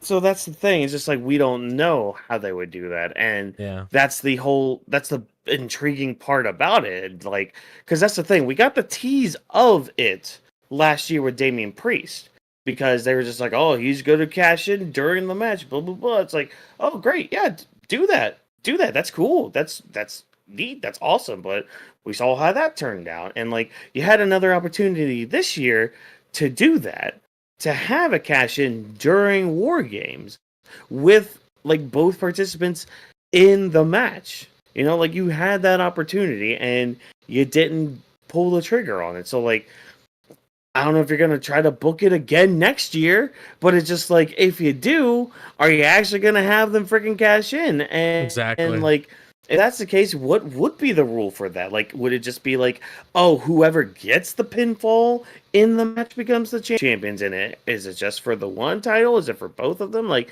that's the thing. But like again, would we even see ourselves in that situation? At least with the women's side, or at least with having a champion and a Money in the Bank holder as well. Like again, we just don't know, and I don't know if we will ever know unless they figure it out. Yeah, see, But, like, I don't, again, yeah. yeah, I don't know if I would be the biggest fan if Uh-oh. Rhea Drop? Oh, no. Did Drop freeze? Oh, no. Uh-oh. I'm here. Oh, you're back. You're good. Yeah. Okay. Yeah. All right, you You've been froze there for a freezing bit. here and there throughout the night, but that one was actually that you froze for more than a couple seconds. But you're good. Oh, okay. What I was gonna say was I don't think I would really be the biggest fan if Rhea actually got the title back from Liv tonight, because what's the point of EO being in there now? Now that's taken away from EO when it comes to her as the number one contender for Liv's title. So that pretty much pretty much just takes the spotlight away from her, and that's not fair. That's why I'm looking back at it now. It's just making me think like EO. I'm not saying that I don't want to see EO in this position because she definitely deserves it. But just looking at how everything is being showcased right now, it kind of seems like EO being the number one contender in this very situation is pointless, because at the end of the day, Rhea got the pin from Liv. So just right off the bat there again, that's pretty much her getting an automatic title shot again, considering that she pinned Liv Morgan right there. So I don't really know what we're going with this. I mean, just since I did just mention this right now, when is this feud going to end? I love Rhea. I love Liv. I think they're doing great work. I am getting tired of this Rhea and Liv Morgan story. It started off hot. It was going down a great direction. But I will say now, and I believe even Rhea said herself when it came to like recent interviews I noticed at her, that she doesn't want this story to go up until WrestleMania, which I'm really hoping it doesn't. But I really want to know when this is going to end, because my prediction at first, before EO became the number one contender, I thought we were going to get this exact same match playing out. Same result was going to happen. And then Rhea gets a match at Saturday night's main event. And then we're done. Whole new year, Royal Rumble season. We move on from that. They go down their own direction. And then we have something else. Because I don't feel anything from this feud anymore. I really don't. Same. And even though EO is the number one contender, Rhea and Liv is the main focus. Yeah. That's the thing. EO is the third wheel in this entire feud right now, and I do not like that at all. I don't either. I don't like that. As an EO fan, I do not like that at all. Like, she should not be a third wheel in this story, and I'm hoping, I am praying that, like, I mean, the latest I could see this feud going is Royal Rumble. Yeah. But, like, that's the latest. But that's the farthest that we could go to. After that, it just gets stale. Or the next Saturday night's main event. I was going to say. That's in January, Yeah. Yeah, you could easily do that, which would be the latest. because then you could, because I know Yeah. you're probably gonna have the final result for the Intercontinental title for the women's there, and then you could easily do that match there, and you could have Rhea win that match, so it's over and done with. Yeah. And Hopefully. because now I'm Oh, wishing that man. Io was actually part of the Intercontinental Championship tournament, I know. even though she's above Well, that, but still. yeah. I mean, she would do wonders for it, but Mm-hmm. we don't even know what the playing field for that is yet. Anyways, I don't think so. Yeah.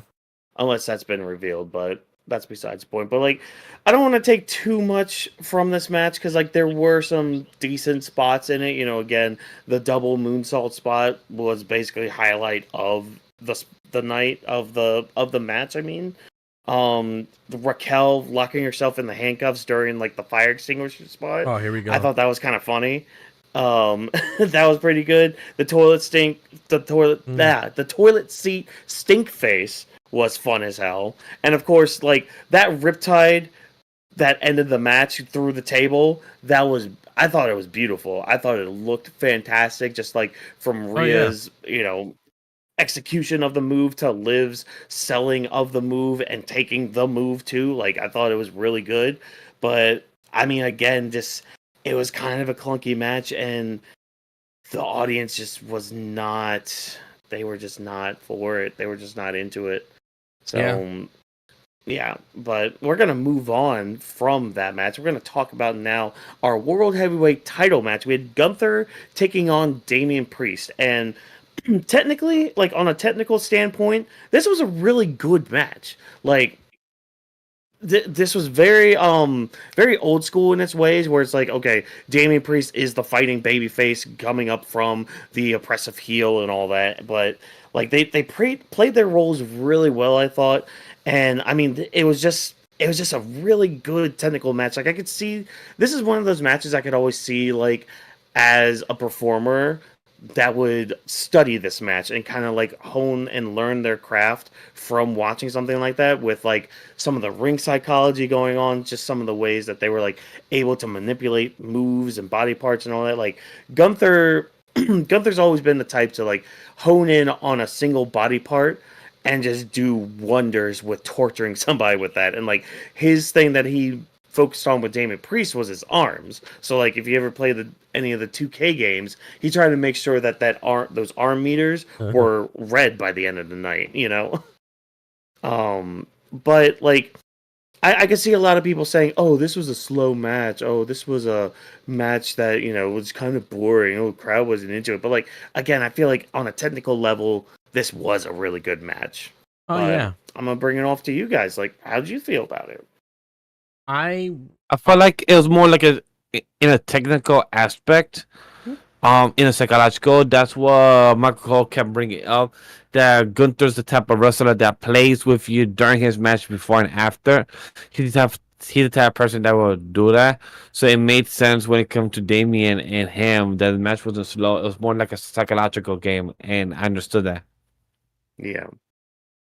I mean, I'll just come Alright. out and say What it about right you, here. I'm glad we have Gunther back in his former glory, because I don't know if I was the only one that mentioned that. Yeah. I don't know if I was the only one that noticed this, but as soon as Gunther snapped back to his old self, he got a reaction out of the crowd. Mhm.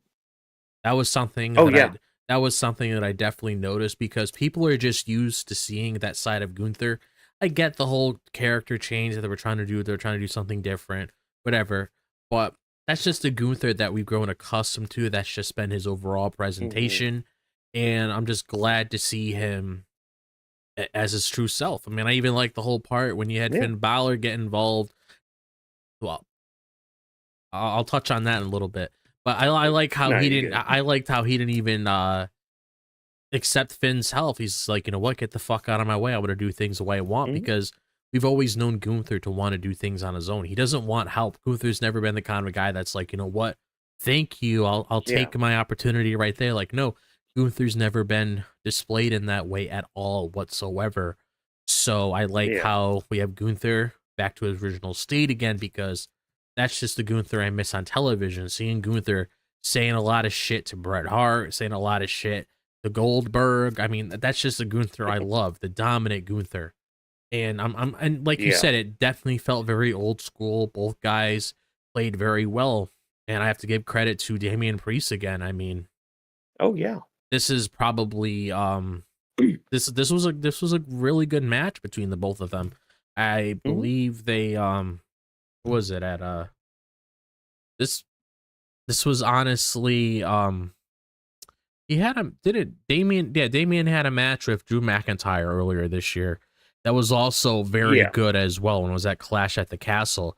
I think this is, I can definitely throw this up there with that match as well. That was like really good when it comes to matches with Damian Priest this year. Like definitely like Damian Priest this year, regardless how some people feel about him, he's definitely had a very good year when it came to becoming world champion and being put in matches with Drew McIntyre and with Gunther. Like it was just really nice to see both of these guys go out and just, you know, put on a good match within the night itself. The only thing I really have to say is like the whole Finn Balor involvement.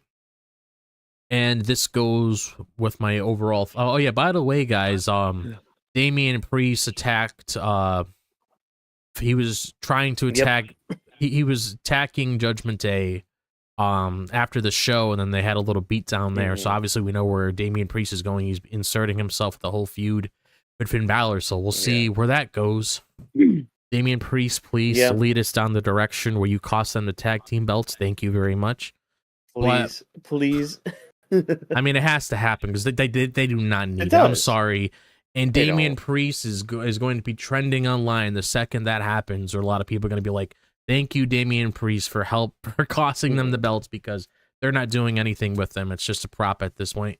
But it's like, the whole Finn Balor thing, I mean, it's like we said before, Damian beat him already. What else are we really going to prove here again? That you can get the job done this time? Like, you got to make it more compelling than that. I don't want to just see it happen just because you want it to happen. Like, you got to figure out exactly what's going to actually spice things up to actually have the audience interested in that sort of thing again, because I definitely felt like when it came to the start of Finn and Damian's like whole feud, I felt like they could have done it a little bit better, because that match they had at Bad Blood felt like a Raw match. I'm hoping they have something a little bit different this time.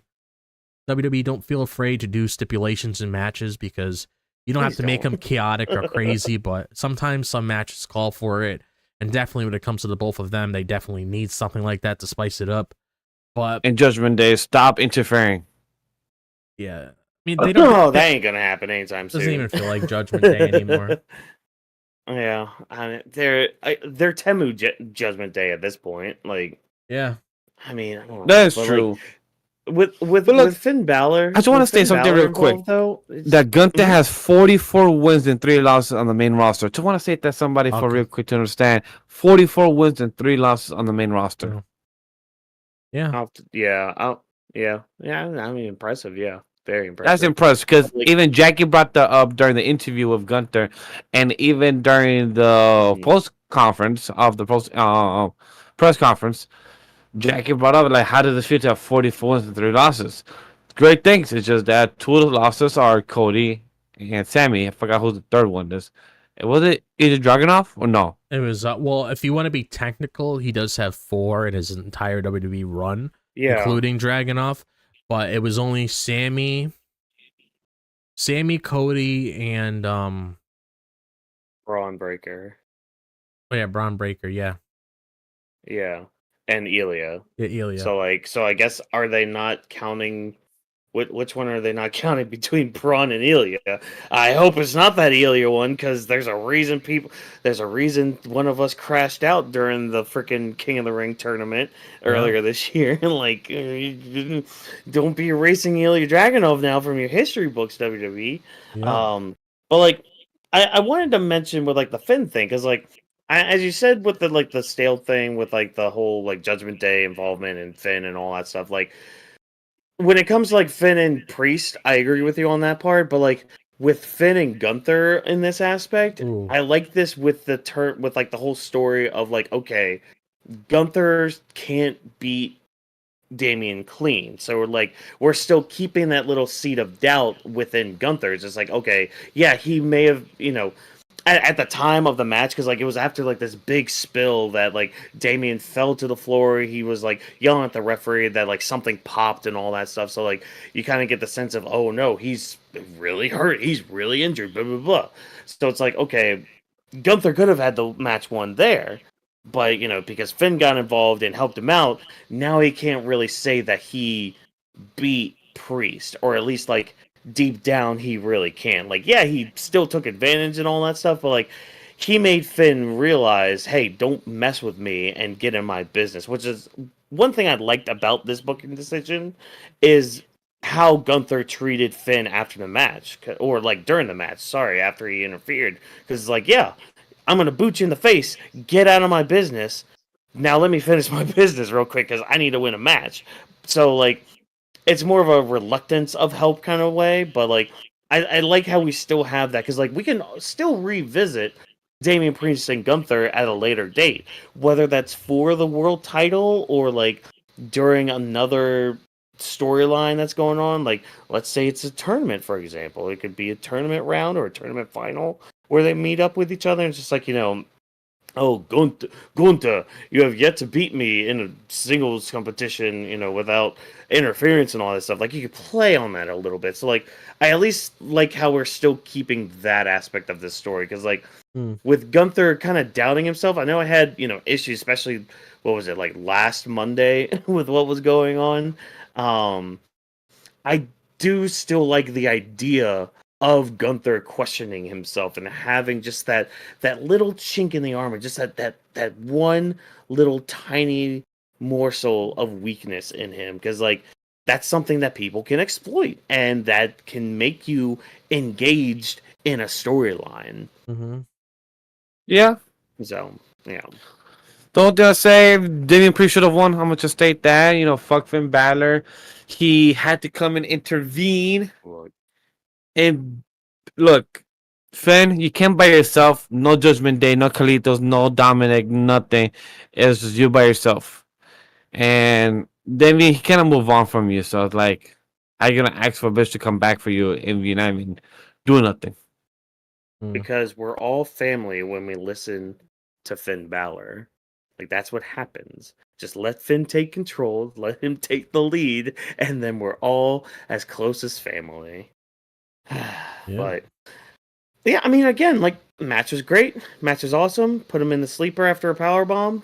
Gunther pulls off the win. Still holds on to that title, and hopefully he moves on to bigger and, I don't want to say better because Damian Priest is good. So just other competition now. Let's move forward. Let's keep Gunther looking strong going into 2025. So yeah, but one superstar that is looking much stronger going into 2025 is the winner of our US title match. We had LA Knight taking on Shinsuke Nakamura in a pretty solid match. I mean, both of them are solid workers. LA Knight lost. He didn't really seem like himself, to be honest. There was a part where he just dropped the title before getting into the ring, and I'm just like, oh, what? That's not normally like you. And commentary kept playing on that all night throughout the match. It's like, okay, LA Knight kind of seems off his game a little bit. He kind of seems a little, letting Shinsuke Nakamura mess with his mind a little bit. And yeah, Shinsuke was able to kind of capitalize on that and pick up the win. I mean, okay. I want to start because I didn't get to say anything because I wasn't on the show last night. I love Nakamura's new music. It fits his new character so well as this kind of dark Ronin kind of character. I'm by myself. I'm gonna fight for myself. I'm gonna fight for my own honor and all that stuff. I'll be cheeky. I'll still cheat and all that. That spot he had with the black mist last night. I saw that on the just on a Twitter clip and all that. I think I was so smooth. How he just sidestepped and just almost like a spit in a way. But yeah. So Nakamura's music Nakamura's music is really good, and like his presentation overall with like this new look and like new attitude and all that, I'm really digging it, and I'm just really happy that WWE is capitalizing on Shinsuke Nakamura because like I had my doubts because of what happened. I think it was earlier this year, and literally just a year ago when he was feuding with Cody and Seth. It's like, great, we're getting a new Nakamura. We're getting new stuff with Nakamura. He's kind of having a character change, more like an assassin kind of thing. Great, neat, awesome. Loving these backstage promos, loving these like anime inspired things. It's great, it's awesome. You gotta win though, dude. Like you can't just come back and be like, I am more dangerous than ever, and then keep losing. It's just like, Yeah, I don't know, man. especially the way that they booked it, which I will Mm-hmm. play a devil's advocate here when it comes to the Oh good yeah. and the bad of this. So when it comes to, I'll start off with the bad so I can transition into the good. I can understand why some people are upset that LA Knight lost tonight, because you got to keep Mm-hmm. in mind they did rush this match. They just threw it on the card just to have both of the guys on the show. So it's like I can understand that there's some people out there that were like they could have waited a little bit for this. They could have done this at Saturday night's main event because that's in 2 weeks. So they could give some traction to not only the Women's United States Championship, that it could also give some traction to the men's U.S. title as well. So you could have added a little bit more there because Shinsuke comes back. He's dominant on LA for the most part when it came to the interactions between the both of them. So you could have played it out a little bit more, and you could have had just a little bit something to work with. And I could also understand the way that Shinsuke has been portrayed, that, there's not really that many people. This has been an ongoing thing for years. This isn't recent, but I could understand how some people were like, well, WWE didn't really give us any legitimate reasons to really be behind Shinsuke just based on the presentation alone. So I can understand why people would be upset with LA Knight losing his title tonight. So it's like I understand the criticism when it comes to how certain things played out. So now transitioning into the good. You can't have Shinsuke Nakamura come back with this new character, this new presentation, and adding on Yep. to Don't lose. what Whawkins said with the whole presentation, the whole new entrance. I heard some people are saying, why couldn't they just kept the same song? You cannot have his upbeat song with this character. That would make no sense at all whatsoever. Like, imagine Link is entering wherever Ganon is, and you have Link's theme song, or just the Legend of Zelda main theme playing with Ganondorf, just showing his presentation in that boss fight. That would not make sense in the slightest whatsoever. You can't have something that's like very upbeat with his sort of character. You're gonna expect him dressing up the way he is, dancing around and shit. No, that does not make sense at all whatsoever. The new presentation is telling us as the viewers that this is a new character, a new experiment that we're trying with Shinsuke. So the way that you booked the match, and you could say maybe they booked himself into a corner. You could say that, which in a way they kind of did. But it's like the way that they brought back Shinsuke and this whole portrayal of him and having this match of LA Knight on the card, you had to have him win, because it doesn't make any sense for LA Knight to win, because what was the whole point of bringing Shinsuke back? Regardless what you say about the whole entire Shinsuke situation, you got to look at it logically. I can understand, again, why people are upset. LA Knight should have won, yada, this, yada, yada. I understand that completely. I understand the criticism completely, but you cannot have Shinsuke lose when he comes back, because what's going to be the narrative coming out of that? Why did Shinsuke come back and lose? That's going to be the whole narrative. If Shinsuke lost tonight, you'll see a whole bunch of people complaining online, oh, you're just bringing this guy back again just to lose again. He's pretty much a clown. He's going to come back, lose, come back, lose, come back, lose. That was going to be the whole narrative if Shinsuke Nakamura lost tonight. You would saw it all over Twitter. That would have been the main thing people are bringing up. So either you have a win or lose, neither side would be happy. That's why Daniel Bryan called it out many years ago, that fans are very fickle with what they want. People are all up in the air for Cody winning. Now look at them. But Mhm. you had to have him win this match.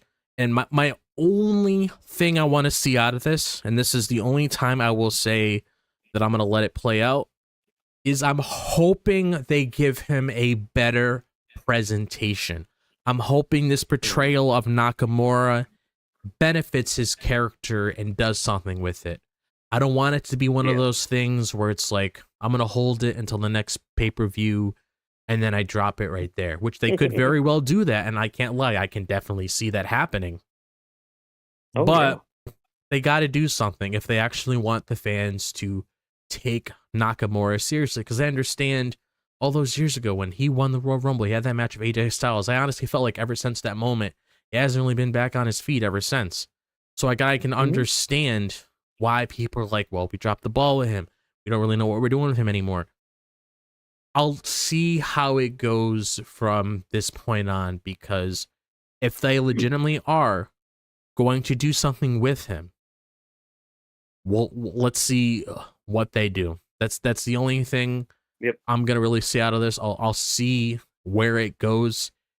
Just how I can't even compare this to Giovanni Vinci, but we'll see. Because at least Nakamura won a title. Exactly. So we'll see where this goes, and if it does head south, obviously we'll come on here and express, okay, maybe that wasn't the smartest booking decision, but as of now, we'll see how it goes, because you put him in this situation to have a match of LA when he comes back. You got to have the man win. Otherwise, you look like an idiot for booking it to begin with. And again, you kind of booked yourself in a corner because you did the match anyway. So, got to have him win. Yeah. And I'm wondering too, because so on January 1st, Nakamura is wrestling at Pro Wrestling Noah. Well, that could be. And he's facing somebody, and correct me in the comments for pronouncing his name, Oka Sasaki.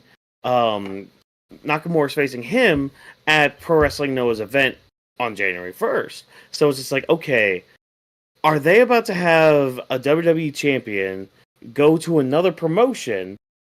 And with that, is there a possibility of Nakamura defending in that promotion? Now, I mean, that might kind of highlight, that might kind of spoil who's going to win that match, but that's something big, because you don't see WWE defending their titles on any other promotion that's not WWE related or anything like that. We have this partnership with TNA right now. I don't think we've had an NXT championship being defended on a TNA show or anything, have we? I think so. I can't really recall. That could be another thing too. That could definitely be why they did it too. Yeah, because I remember just a year ago why they were pushing Nakamura. A lot of the story was hey, we're trying to get Okada. We're trying to show how we treat our stars from Japan for Okada, because we won Okada, but they couldn't get Okada because DK's pockets are basically limitless apparently. But because that's the thing. Once Okada signed with AEW, it's like, okay, well, bye Shinsuke.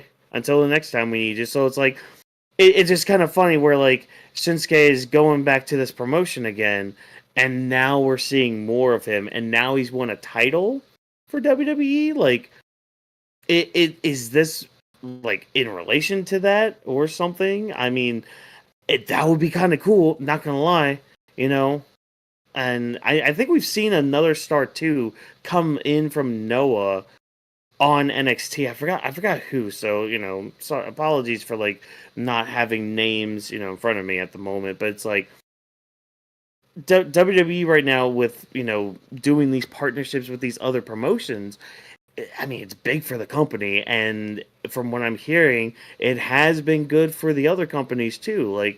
Apparently TNA has been doing pretty good. They've been selling better tickets at their shows, and their product is getting talked about even more now, more than it has in quite a while, and it could be the same thing going into this Noah show, and the whole thing with Bloodsport too that's going on.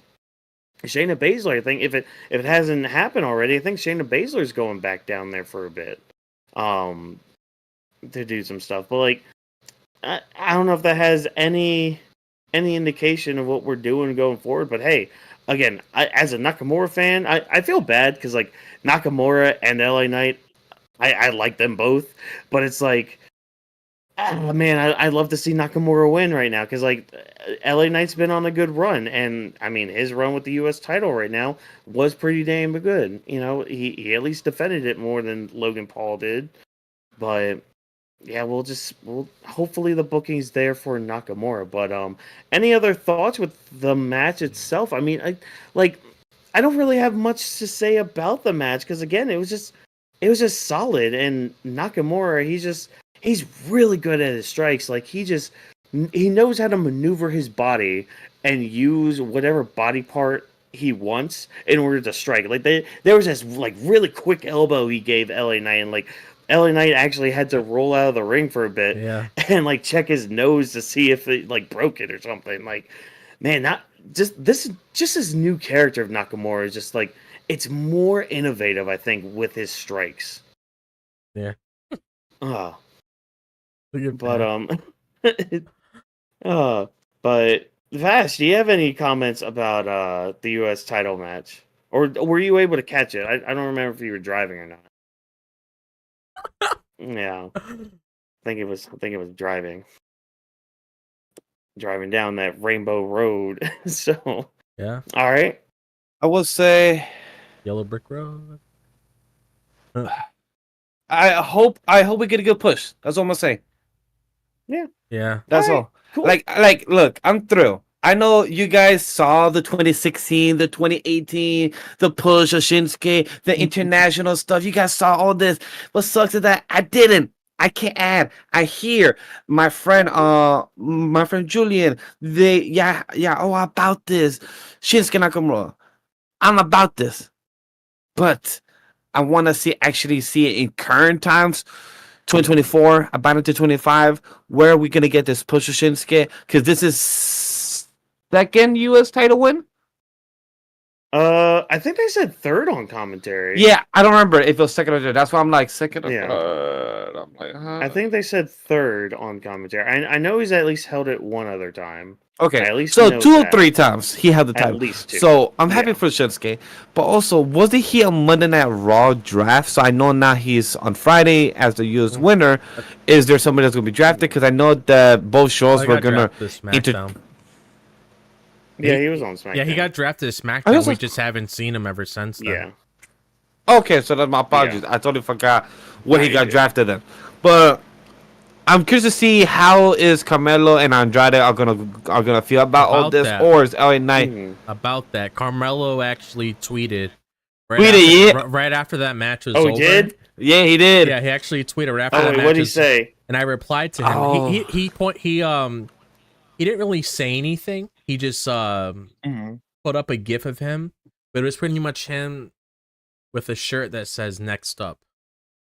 Yes, he like next is me. All right. Yeah, I'm not gonna lie.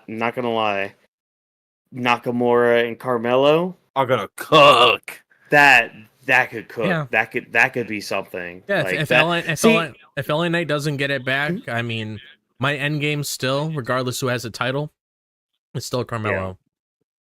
Yeah, I think grand scheme of things, this is all going to be for Carmelo's benefit. Especially if like they keep building up Nakamura like this, like that's this dangerous character, this like assassin kind of character, like that could really help Carmelo when he wins that title from him. So does that mean he's turning that could face build him then? up. He'll have to, right? They could always do a thing that they're doing with Braun, where he could be a tweener kind of thing. Oh yeah, true. Because I think besides Braun, I could see Carmelo really working that kind of character well, like a tweener kind of role. Like, okay, I have a bit of an edge to myself, like we saw this past week. It's just like, I'll show respect if I want to, but like, nah, Kevin Owens is right. Fudge off. Like it could just be something like that, So Yeah, Carmelo could probably work a good tweener role because Yeah. that's the thing. His whole shtick is kind of a heel thing, anyways. But he could. I feel like I'm more on your side where I feel like he can make in the betweener Yeah. because he knows how to act the cocky confidence like Roman. Just he needs to know how to balance it that doesn't make it too heelish and too babyface. Like he needs to know how to balance it. So it really depends on him and depends on the writing for it. Because I really am curious to see what's gonna happen with Shinsuke. How's Carmelo gonna be since he releases next from the tweet that Drop said. So all these things are leading up to something great. I like Shinsuke from the beginning of what Whawkins said. The anime references, the Japanese, the music, everything about this of the character Shinsuke. I love when I first met him all those years ago. I just never saw him in between. I'm curious to see where Shinsuke goes. And look, can you be mad that Shinsuke won within a 3-match feud? Yes, you could be mad. But can you be mad that it actually happened that Shinsuke won? No. Because Shinsuke played with the mind games. And LA Knight, he was reigning for, what, almost 2-3 months. Yeah. I feel like that's a good short reign for 3 months for a good gold belt. I feel like that's a good almost one. 4 months. Yeah, exactly. So he had a good time because I think he got it on SummerSlam, and that's back in August. Yeah. Yeah, that was like beginning of August. So Yeah, August 6th. Yeah, about 4 months. Yeah, about 4 months. Look at that. It has time. It's been time. We're good to go. We're good to go. Move on. LA Knight now could be moving to the Royal Rumble picture or to the world title scene with Cody, anything like that. That could be cool. That could be neat. Hopefully, but hopefully he gets drafted to Raw next year just to have a new environment because he's been on SmackDown for a while now. Oh, and also be on Netflix too. That'll be a different environment. Oh yeah, that'll actually. Honestly, that fits him better. Oh yeah, like his whole aesthetic and all that. So, all right, well, let's go ahead and move on. We got one more match, one more little story to talk about. We have our Intercontinental Championship on the line. We have Braun Breaker defending against Sheamus and Ludwig Kaiser. All three men playing their roles very well. We have Ludwig playing the role of the crafty, sneaky heel. We have Sheamus playing the part of a hard-hitting veteran. Of course, Braun Breaker, the young defending champion who has a lot to prove. I thought all three of these guys brought their A game. I think, this match came on third, so it was like that middle match, but they were really good. They had the ability to just wake up the crowd a bit because the crowd, they were dying. Like they would have like one big massive pop and then just be silent the rest of the night. Whereas like with this match, like these three guys were able to like keep the crowd going and all that and just kind of get them out of their seats and ready to go. But like, yeah, a lot of good action from this, from like some double team moves to like Braun and Sheamus like tempting Kaiser and all that. We had shillelaghs, we had chairs stuck in the corners and all that, people running into them, power move after power move after power move. My holy fucking ass crackers moment of the night has got to be this. There was one moment where Braun Breaker, just from out of flippin' nowhere, comes from like off screen. He just goes vroom, like jumps right at Ludwig and just like shoulder tackles him, takes him down and all that. Like it looked like he got launched out of a cannon or like a slingshot or something. It was kind of funny. It was hilarious. But that's probably my holy fucking ass crackers moment of the night. Just like the sheer bonkerness of just that spot. And there was a part too. There's a part where I thought Sheamus almost had the match won. Like he had gotten Braun Breaker on the ropes a bit. He had finally hit the good old Broad Kick. And the ref counted 1, 2, and he was about to hit that 3. But Ludwig Kaiser, again, that sneaky little devil, pulling the referee out and costing Sheamus the match yet again. And, I mean, Ludwig hit his finisher on Sheamus, took him out for a bit, and instead of trying to go for the pin. He got up, he ate a spear from Braun. Braun set up a spear to Sheamus, and that basically ended the match. But like this was just really fun. I think that's the main thing about this one is that it was just a fun match. I mean, after we got through some of the slog, that was the women's War Games match, to what was after that? The US title match, which like we had praised a little bit of, but like again, it was pretty basic, I mean, it was solid, but it was just kind of basic and didn't really do much for the crowd, going forward and all that. But like again, this one like really opened up the crowd and really got everybody like up on their seats, ready for action, like actually interacting too. Like there's a moment where Sheamus was like interacting with the crowd, like right at the ringside, like right at the corner part of the ringside after doing like the 10 beats on Kaiser, I think it was. And I think he like knocked Braun out of the way or something. Like he interacted with the fans and that was fun.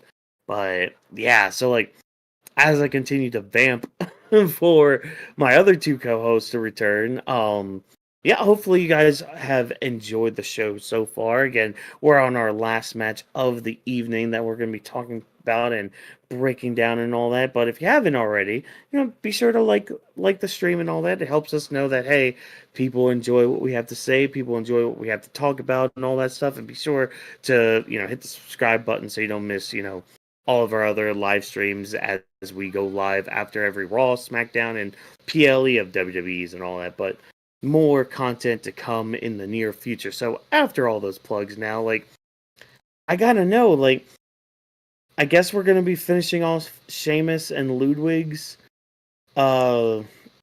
feud here. Because, I mean, again, like, Ludwig continues to cost Sheamus his IC title. I mean, this happened a couple weeks ago. I think it happened a while ago, too, where Ludwig got involved in all that. But, like, I mean, Sheamus has got to fix the Kaiser problem and all that. And he's got to keep going and all that. But, like, I see that Vash has returned. Yes, my apologies, chat. I was grabbing water. Oh, I was grabbing H2O because I ran out. You're good. So talk to me a little bit, because I basically let the audience know what was up on my end. What do you think about this match? This nice little triple threat match that came on in the middle of the whole show. So if you ask me, hey Vash, what was your favorite match? If you don't cut the War Games, the full production of the match, excluding the women's and men's, my favorite match was this triple threat. As much as like, if you ask me, Vash, what's your favorite out of these? It was definitely the triple threat. My ranking, I'll give it in the Survivor Series overall thoughts. But definitely the Intercontinental Championship. Braun Breaker retaining his match over Sheamus. This man, by the way, Big E was funny during the post conference because he said it about Sheamus. He said, it's very easy to see the bruises and the stuff that happens to Sheamus because oh yeah. He didn't really say it on screen because he's white and it's very visible, but he said it so ambiguous that you knew what he meant, so it was hilarious. He's like, it's very obvious to happen, Sheamus.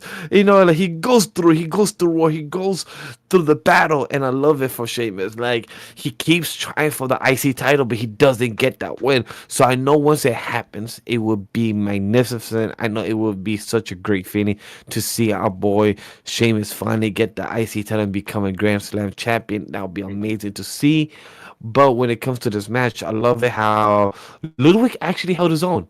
I'm very happy about that as well. I believe also Gunther was proud of that. I believe he said something in between those lines in the post conference as well, that Ludwig had his first PLE and he held his own to Fee. Even though, also congrats for Ludwig and Tiffany also having their first PLE, both of them, not main eventing, but at least being on the PLE, both of them together. I believe this is their first time for, if they do keep that track record, or, proud of them as well as a couple and to do this type of big steps. Ludwig and Sheamus, those fucking spears that you got from Braun Breaker, the way commentary was kept saying, Braun Breaker is not fucking human. Like, he's not. Like, if Braun Breaker ever wants to take a detour or a break and go into the entertainment world of movies and television, this man would be amazing as a stunt double or as a stunt man. This man would be so good in the action scenes. Like, I'm not saying that I'm trying to compare acting skills, but in full choreography, I would say this man reminds me a bit of Henry Cavill of already Mission Impossible. If anybody remember Henry Cavill in Mission Impossible, when he did the lock and load it, or when Henry Cavill did the pop, I feel like that type of action star a Braun Breaker could be too. I don't know how they did that, but Braun Breaker, just the way he did that spear jumping over Sheamus and did it to Ludwig Kaiser, that fucking spot was insane. That shit was brutal. Oh yeah. Yeah, that one was really good. Like, I believe that was my favorite, because just the way that Ludwig just literally turned and Braun Breaker timed it so well, and the way he just jump over Sheamus just to attack Ludwig was such a great timing. And also the one that he did on Sheamus was great too, because it just happened so good. But I feel like that one took too long. I just love the unexpected ones because it just jumped so good. Well, like I was telling the audience while you guys were gone, my what I'm dubbing my holy fucking ass crackers move of the night or moment of the night was it was earlier in the match where like Braun was supposedly taken out and like Kaiser had just taken out Sheamus, and then all of a sudden it almost like he was shot out of a cannon. You just see Braun Breaker fly from off camera and like shoulder tackle Kaiser. Yo, it's like that fucking holy shit. fucking ass crackers, where'd you come from? Like, Yo, I felt like a torpedo. I felt like a fucking torpedo just pop out of so nowhere. funny. He just jumped out of nowhere and just did like a neck breaker cross instead, but it just felt like a spear just jumped to the shoulder. And I'm like, bitch, where you jump out from? Where the fuck did you come out from? Just like a freaking cannon, man. It was great. Oh, it was but so Drop, good. I love that scene. Yeah, but Drop, what do you think about the match overall? Like with this triple threat match that we had with Ludwig Kaiser and like, because that's the thing. Like this was one of Kaiser's first PLEs, you know, on his own and all that. So like, how do you think he like really did he still stick? Did he stick out in this match in a good way, in a bad way? Like, how do you feel about like his overall booking with this match? I mean, I thought all three guys did a very good job within this match itself. I mean, it's probably outside of the WarGames match, this was probably my other favorite match of the night, because Braun Breaker, I mean, he's the future in this business. We can obviously see just based off of this alone, he has a long road ahead of him. And I just love the chemistry that all three guys have with one another. It seems like they knew how to flow the match properly. They knew what they needed to do in order to get a reaction out of the crowd, because this was the very match itself that actually woke up the crowd, because for the most part at the beginning of the show it was completely, you know, dead silent. But with these three guys in the ring putting on a great match, I mean, you have Braun Breaker in there, you got Sheamus in there, you got Kaiser in there. You're not expecting a bad match, because those are three great competitors being put in the ring. So I was really glad that these guys were able to continue to push that whole narrative of the IC title actually being in the light again after it's been in the dark for so long. And obviously Gunther was the main reason why it feels so important again. But I'm just glad that they're making that title feel important. They're fighting really hard because they want to be the better man out of all of this. And I heard Vash touch on Sheamus. I'm hoping that moment's at WrestleMania. I didn't really want it to happen tonight, if I'm being perfectly honest, because, I mean, especially with this crowd. But I would definitely want him to have a WrestleMania moment, because that's just a WrestleMania moment with itself with Sheamus, which will obviously be a main talking point once we head into 2025. But I thought, like I said, that this was a great match. I loved... I mean, Braun Breaker with his spears. I mean, holy shit, that one he did to Kaiser outside of the ring just completely come out of nowhere, like he's some Five Nights at Freddy's fucking screamer video. I mean, early like 2000s YouTube, 2006, 2007, when you're watching a video, you got the actress's chick just popping out of nowhere, scaring the shit out of you. That was Braun Breaker pretty much just coming out of nowhere and just Plus, pulling off that spear. That was some wild shit. He has the best spear currently right now. and plus, I believe I one more. I think he threw Sheamus and Ludwig behind the desk, right? Yeah. I believe he threw both of them to the desk behind them, and that just threw me off to like Braun Breaker loves to throw people, and now the more I've saw this match, it reminds me of when Braun Breaker stood toe to toe against the Samoan werewolf, Jokester. I can't imagine these two going at it. Oh my god, that match would be drugs and acids, just literally just going whatever they want to do. Like yes, throw each other, spear each other. Yes. Now I'm just picturing Braun Breaker as Foxy from Fight. I think it's FNAF 2 where he does like the leaping jump scare attack where he's just like "Bleh!" It's like, oh no, it's Braun. Bleh! It's like, oh no. If Go anybody away. have been playing Call of Duty of the new AniMA movement, it reminds me of how people have been doing like, no, Mr. President, but just attack fucking Ludwig just straight on that spear. Like, bam. Oh my gosh. Look, I'm happy as well because I want to ask a question because I missed it, but I know you guys will glaze over this. How did you guys feel about the promo from Braun Breaker he did before post? Because I know Whawkins wanted to tackle that before we ended the show, so I want to bring it up before he forgot. And, I thought it was effective, though. With the promo that he gave, but I'm not gonna lie, I was kind of hoping he pulled the Steiner math promo out for some reason.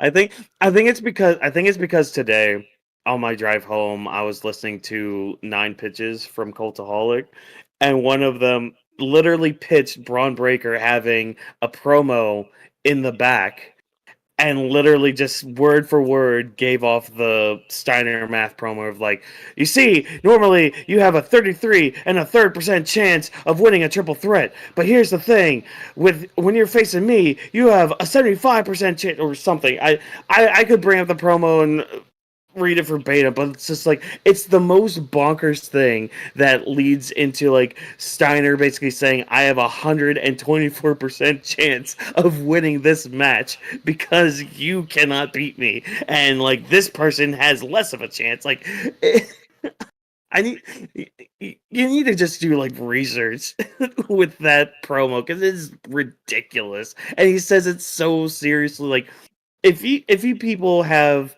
friends that don't watch wrestling, show them this promo and just be like, yeah. I need your reaction to this. I need to see how you think this is, because it's like, wait, what? It's really What kind of fascinating. promo is this? It's really fascinating of how Braun Breaker is, because a lot of people have high expectation of him, which as it should. In the pre-show, he was good. He did a great promo.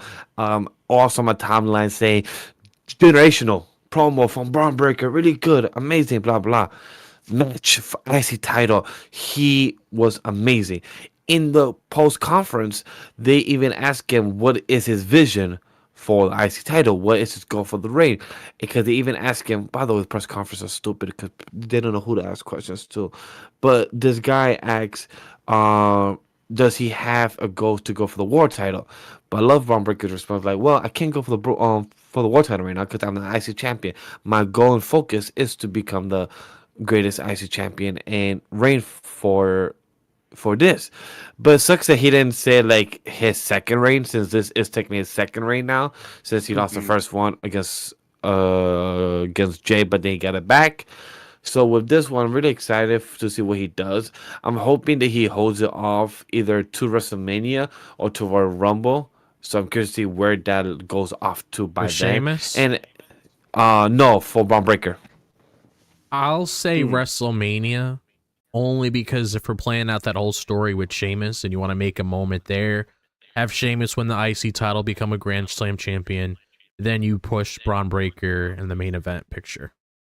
So it's like the best of both worlds right there. Yep, exactly. And just to kind of give Vash some fun history. here's the Steiner math promo. They say that men are all created equal, but You look at me and you look at Samoa Joe, and you can see that statement is not true. See, normally, if you go one-on-one with another wrestler, you got a 50-50 chance of winning. But I'm a genetic freak, and I'm not normal. So you got a 25% at best at beat me. Then you add Kurt Angle to the mix. Your chances of winning drastically go down. See, the three-way at Sacrifice, you got a 33 1/3 chance of winning. But I got a 66 2/3 chance of winning because Kurt Angle knows he can't beat me, and he's not even going to try. So Samoa Joe, you take your 33 1/3 chance minus my 25% chance, and you got an 8 1/3 chance of winning at Sacrifice. But then you take my 75% chance of winning if we were to go one-on-one and then add 66 2/3%, I got 141 2/3 chance of winning at Sacrifice. See, Joe, the numbers don't lie, and they spell disaster for you at Sacrifice. Like, it would have been All right, guys, you heard it. hilarious. Clip that and post it online because one, I think that was my first time actually hearing it word by word and actually so paying good. attention and trying to analyze it. And two, the numbers threw me off at the end because I'm like trying to add it all together, and then I'm like, wait a minute, 2/3. That's technically still a decimal and a fraction can't go together in one sentence, but that don't make sense. But copy, heard you. 2/3 still in the numbers of 143. That's not supposed to, you're supposed to say 143.60 of the decimal, not the fraction. Look. I'm so confused here. Look, much like Nicolas Cage, if you study too much in it, you'll go full Cage. You don't want to go full Steiner. You don't want to go full Steiner. You don't want to go full Steiner math. You will go crazy with it. But like, What do you it's think? mainly the delivery of it. But yeah, I was gonna ask my final question about this because I feel like Yes. we're transitioning to exiting the show. For the Bomb definitely. Breaker, do you guys think we'll see a run it back soon with Ludwig and Sheamus within the next month, or do you think we'll have a different opponent before we have Sheamus run it back next year and leading up to Mania? So how do you think this would lead up to for the next month from now, or Saturday night main event? I'm hoping they wait on the whole Sheamus thing if it is the plan for Mania, because we don't know if it is. That's just fantasy booking. Personally, to me, I would do it, but I'm hoping they wait a little bit on there, maybe do something different with Breaker for a little bit, because I mean, you can only do the same match for so long until we get the same result. So it's like, I'd rather him go through different people, see where it goes from there, and then we could revisit this whole thing with Sheamus again. And Kaiser, if they want to venture down that route. Yeah, because that's the thing. It's like, well, I mean, I guess with Sheamus and Kaiser, you might want to just finish that up. Yeah, soon, actually, because, yeah, like that's actually, the thing. yeah. Like Kaiser, because like Kaiser keeps getting in the way of Sheamus winning this title. Like That is true, yeah. Ooh. Unless Sheamus this is takes I on can't wait to Kaiser share for the this towards title at the end Mania, of the but show. like, yeah. Ooh. Oh, we have breaking news. But free agent. Ooh, okay. We'll also talk Nani? about that in the next couple of minutes at the end of our show. But as you were saying, Whawkins? No. We have breaking news now. Nani, Oh, free agent. Who is it? Are we gonna do the Survivor Series overall thoughts now? Okay, cool. Might We're as well, transitioning. After our free agent, who's our Okay. free agent? I need to know. Okay. So Penta is officially a free agent now. Hell yeah. Let's go. Now get Ray Phoenix in there and we'll be good. We'll be set. I mean, Penta, I don't know. I don't know what brand you're going. I know the original thing was about them wanting to head to the main roster. I mean, Penta versus Shinsuke or Penta versus Braun Breaker. I'm all for that. Oh my god, yes, give it to me. Give me all of it. Get away from there. Get away from the bad creative over there. Move, run, flip, do whatever. Just get out of there. But yeah, SmackDown, not SmackDown, Survivor Series, overall thoughts. Vash, go ahead. Let me know. What do you think of Survivor Series overall? Look, Survivor Series overall, chat. Not saying it was bad, not saying it was good, sorry, not saying it was great, not saying it was 10 out of 10. If you ask me at the top of my head right now, Survivor Series, seen it in the past 6 hours, it is 8 out of 10, 4 out of 5. That is my score. Is it better than last year? I'll give last year slightly over the edge. Not because of the hype moments of Randy and CM Punk, but I feel like it was better constructed of the production story bits and flow. I feel like the War Games of the Women's could have been slightly better. The stuff of Finn, it felt repetitive. Like if you bet me, if you told me like, hey, do you think Finn would be, interrupting Damien? I would give you a 60% from this past Monday because Finn was so salty. He was mad at Dom because he let Damien get his chance back for the rematch. So Finn has been a salty dude. He even told his crew, "Hey guys, there's no leaders, right? We're all a team. But when Finn talks, we all listen to him, right?" I'm like, bro, you just literally contradict yourself in the same sentence within 5 seconds of each other. What the fuck? Like you literally just lied to them. There's no leaders, but then you are the leader yourself. Okay, sure. Anyway, so I feel like last year Survivor Series, I'll give a top of my head 9 out of 10. And this year's 8 out of 10. Still not a bad thing. This PLE being as good as it was. Canada, I'm sorry to say, you got Survivor Series, but you guys are not getting WrestleMania, or not even Toronto. Sorry, Vancouver, you guys might not be getting WrestleMania. Toronto, right above Niagara Falls on the East Coast, maybe. Who knows? Maybe. You guys do have a pop. You guys do have a loud. But Vancouver, you guys slack on this one. So I'm sorry to say, as a crowd, you guys, I believe my team spoke about it on the show in the beginning or one of the SmackDown this past week or something. But we said that the crowd makes the event. The crowd is what elevates it to be much higher or much better or bring it down. You crowd, Vancouver, yeah, slack. Yeah, could have made some events or some moments much higher or kept it consistent, and you guys weren't. So that's one of my complaints when it comes to crowd in events like this, because yeah, also is what makes it impactful. I miss France. I miss France for one thing, Oh the my AJ God. moment. Oh my Send God, me that back. camera movement. Please take me back for that one moment, or backlash, Please, please, like any of those was amazing. Other than that, those are my overall thoughts. I had a good time with War Games. I had a good time with the IC title, US title. Congrats to Shinsuke, but like I said, it depends on where he goes next. And yo, Priest, just don't go back for Finn. Just let him be the bigger man. Just be the bigger man. Just let it slide. Let it fucking slide. Because we're about to have 3 hours of Raw and SmackDown next year. Just don't bother him in December. Let him do your thing. Just don't bother him. Let Yeah. it slide.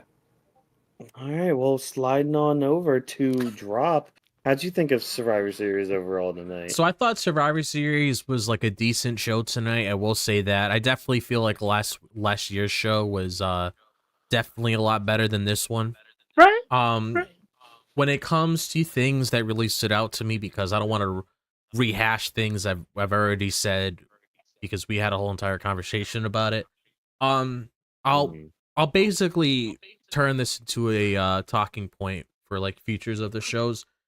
I'm hoping we have some sort of direction coming out of the OG Bloodline versus the Temu Bloodline when it comes to what transpires on SmackDown this Friday, because I'm not entirely sure what Roman's schedule is, because I believe this is probably the last appearance of Roman. Potentially we might see him at Saturday night's main event, but really curious to see the sort of direction that's going to be going on with them. Besides like the whole favor thing, like I want to know what's going on between Roman and Bloodline alone, because that's obviously going to be on the back burner for a little bit. We'll add a little bit more to that when the time comes, but I want to know what's going on with that next, because now that they beat Solo and his Bloodline, I mean, what really is there? That's the big question to really come out of this. When it comes to the woman, really curious to see how we're going to lead into this whole thing of Io and Liv, because Io is the spotlight now that we're out of War Games, because she is the #1 contender. So hopefully we got something out of that, because just looking at what transpired tonight, I can't really tell you what I'm really expecting out of the whole Io and Liv thing because we have the whole Rhea and Liv thing to deal with still. So I don't really know what could really transpire there. And then when it comes to World Heavyweight Championship picture, see what's lined up with Gunther. Maybe another match with Gunther and Priest. Maybe with Finn involved potentially. Playing in that little story there could eventually happen. Because you never know, Finn might come out on Monday and be like, oh, well, I tried helping you, but you didn't take it, yada, this, yada, that. Could potentially lead into like a triple threat or something along the lines of that. Hoping we have some sort of plans with Shinsuke Nakamura. That's all I'm going to say there. And Ron Breaker, I mean, just keep being dominant, really. That's honestly all you can really say, because that's just been something I've been wanting to see from this second run, and so far it's doing its job. So, yeah, that's my thoughts. I want to add one more thing. Please give me more Io at press conference. Io with her crew was really adorable. Rhea helping now. When Io had no words to say or translate, she looked around to her team asking for a little assistance to get her, right words. And I love how they all coordinated or they tried to help or give any words to use. And Io was very supportive in her match as well. So I also love that interaction of the girls. So that's also one thing I want to add.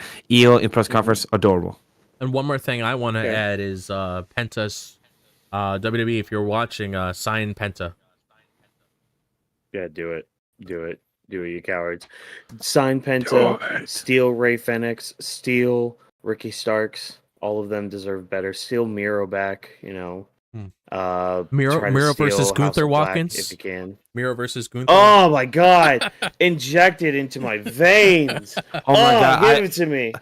I finally saw that Ricky Starks interview, and I can't wait to talk about it. I have thoughts about it. Like, how do people get mad just because he went to a friend's event from a different company and other stuff? No. Oh my God, there's some stupid shit. AW guys are salty. It goes a little deeper than that. Yeah, there's a whole rabbit hole. Yeah, but like, what's your overall thoughts? With my faults, I mean, I thought the show was fine. Women's WarGames match, I mean, it was kind of clunky, not gonna lie, not gonna hold it back, but, like, it was not the best, but, I mean, the winner was fine, and a couple of the good spots were really good. I already went off about the whole Money in the Bank thing, so I won't, say much more about that.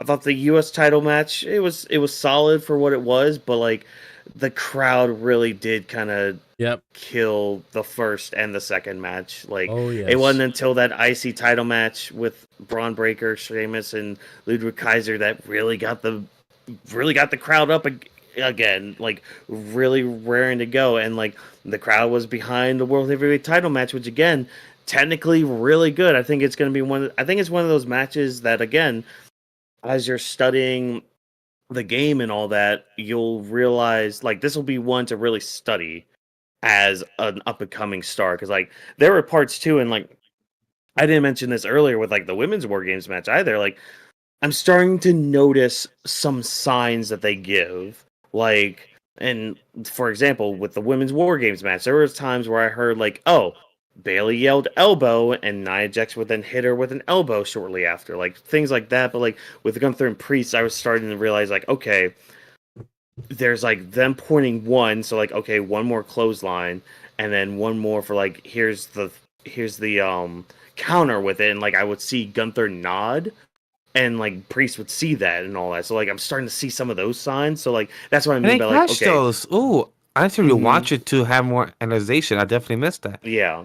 Well, that's the thing. Like now, my eyes kind of starting to see some of that, and it's like it's not a bad thing. Oh, it's really, not because like they're gonna have tells like that. Yeah, they're gonna have tells like that in the ring. That's how they communicate, because they have different signs for all that. So, like again, I think the World Heavyweight Title match is gonna be one to really study for people moving up in their wrestling careers and all that. And of course, the main event. I mean, it was cinema. Like there was some cinematic stuff in that. I mean, it was good. And, I mean, again, we all thought there was going to be more at the end. There wasn't. They just kind of ended with a long celebration. Right. That long celebration felt like the longest of a Blue Balls. And, yo, is it me or am I the only one that anytime we say the word cinema involving wrestling, I get flashback of Roman Reigns saying the word like what are the words that these Yeah. kids are saying? I'm doing cinema. Yeah. I just get the flashback in my head of just him saying that on a Friday Night SmackDown in my head every time we say it. So when you say walking in my head, I just cinema from Roman Yeah. Reigns. So, but yeah, overall, I thought the event was fine. I mean, nothing to really write home about. It just kind of it existed. It pushed a few storylines forward, for better or worse. You already heard our thoughts about it. If you made it this far into the live stream, thank you for that. And if you've been watching the VOD of this and you made it this far, again, thank you for that. Because, yeah, we like to have fun, especially with like these PLE events. I feel like we get to have like a lot more fun just kind of talking about it and just kind of like analyzing where we could go from here and like really kind of in our own ways, kind of like ending a chapter with each of these PLEs and like what we talk about weekly with our shows and all that. Look, for me, I must say it was just a fun experience for me because it was my first Survivor Series coverage, so something that I was very looking forward to, and my first War Games coverage. So that's one thing I was looking forward to, and just to also transition us out to the outro and plugs, because that's where you're gonna bring it back to me. And since I'm here, I must tell chat. Also use this opportunity to let us know down in the comment section down below and let us know your thoughts about the show, the POEs, the Survivor Series. Because also I'm gonna make this small quick announcement. I haven't even told the team yet that for the website that's launching, I spoke to somebody that's gonna be having like a thread/form for PLEs and stuff that we do. That there's a forum for them to talk about also about the PLEs.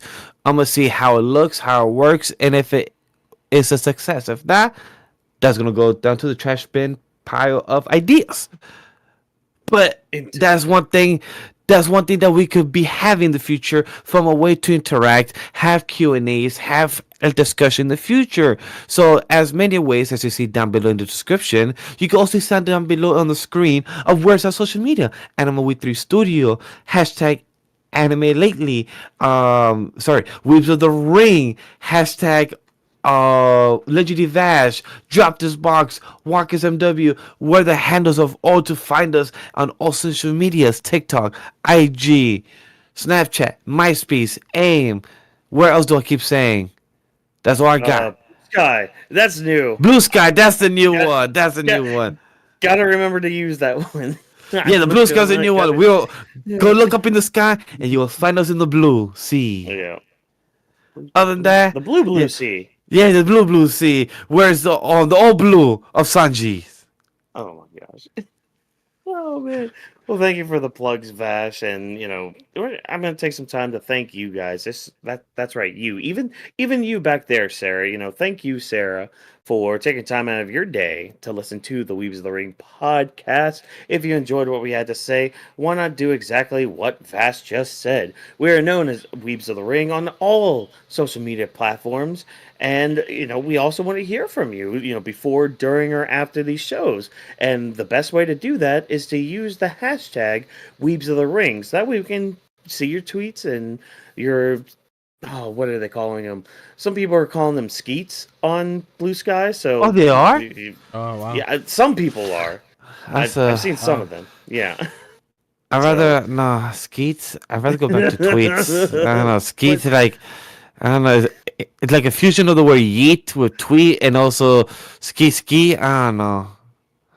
Skeet, motherfucker. Yeah. Anyways, so wherever you're posting on social media, use the hashtag Weebs of the Ring so we can find you, and it'll be great. It'll be awesome. It'll be fantastic. We'll have wonderful, fun conversations. Because hey, feedback is also appreciated. As we are nothing without you guys tuning in. And hey, if you don't tune in, Vash is going to continue to die, and we're not going to have a third member. Do you really want us to be down a third member? I don't think you do. I don't. And I'm sure Drop doesn't. Do you, Drop? No. Exactly. So I'm glad he muted. I'm glad he muted, because imagine you're doing all this and he's coughing the entire time. He's like, I'm just like, dude, I'm trying to do an outro here, and you are interrupting me with your death.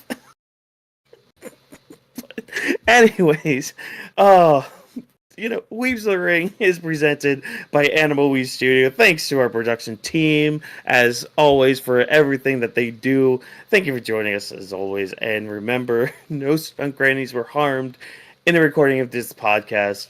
The only thing that was harmed was Vash's lungs. Have a good night, everybody. And we will see you guys. From Mulan, I'm alive. And we will see you guys for our Monday Night Raw coverage. And we should be officially starting the Women's Intercontinental Championship tournament. So we'll see how that goes. But we'll see you guys on Monday. Thanks for watching. And a New Day crash out. Oh, that's going to be the best episode ever, huh, Whawkins?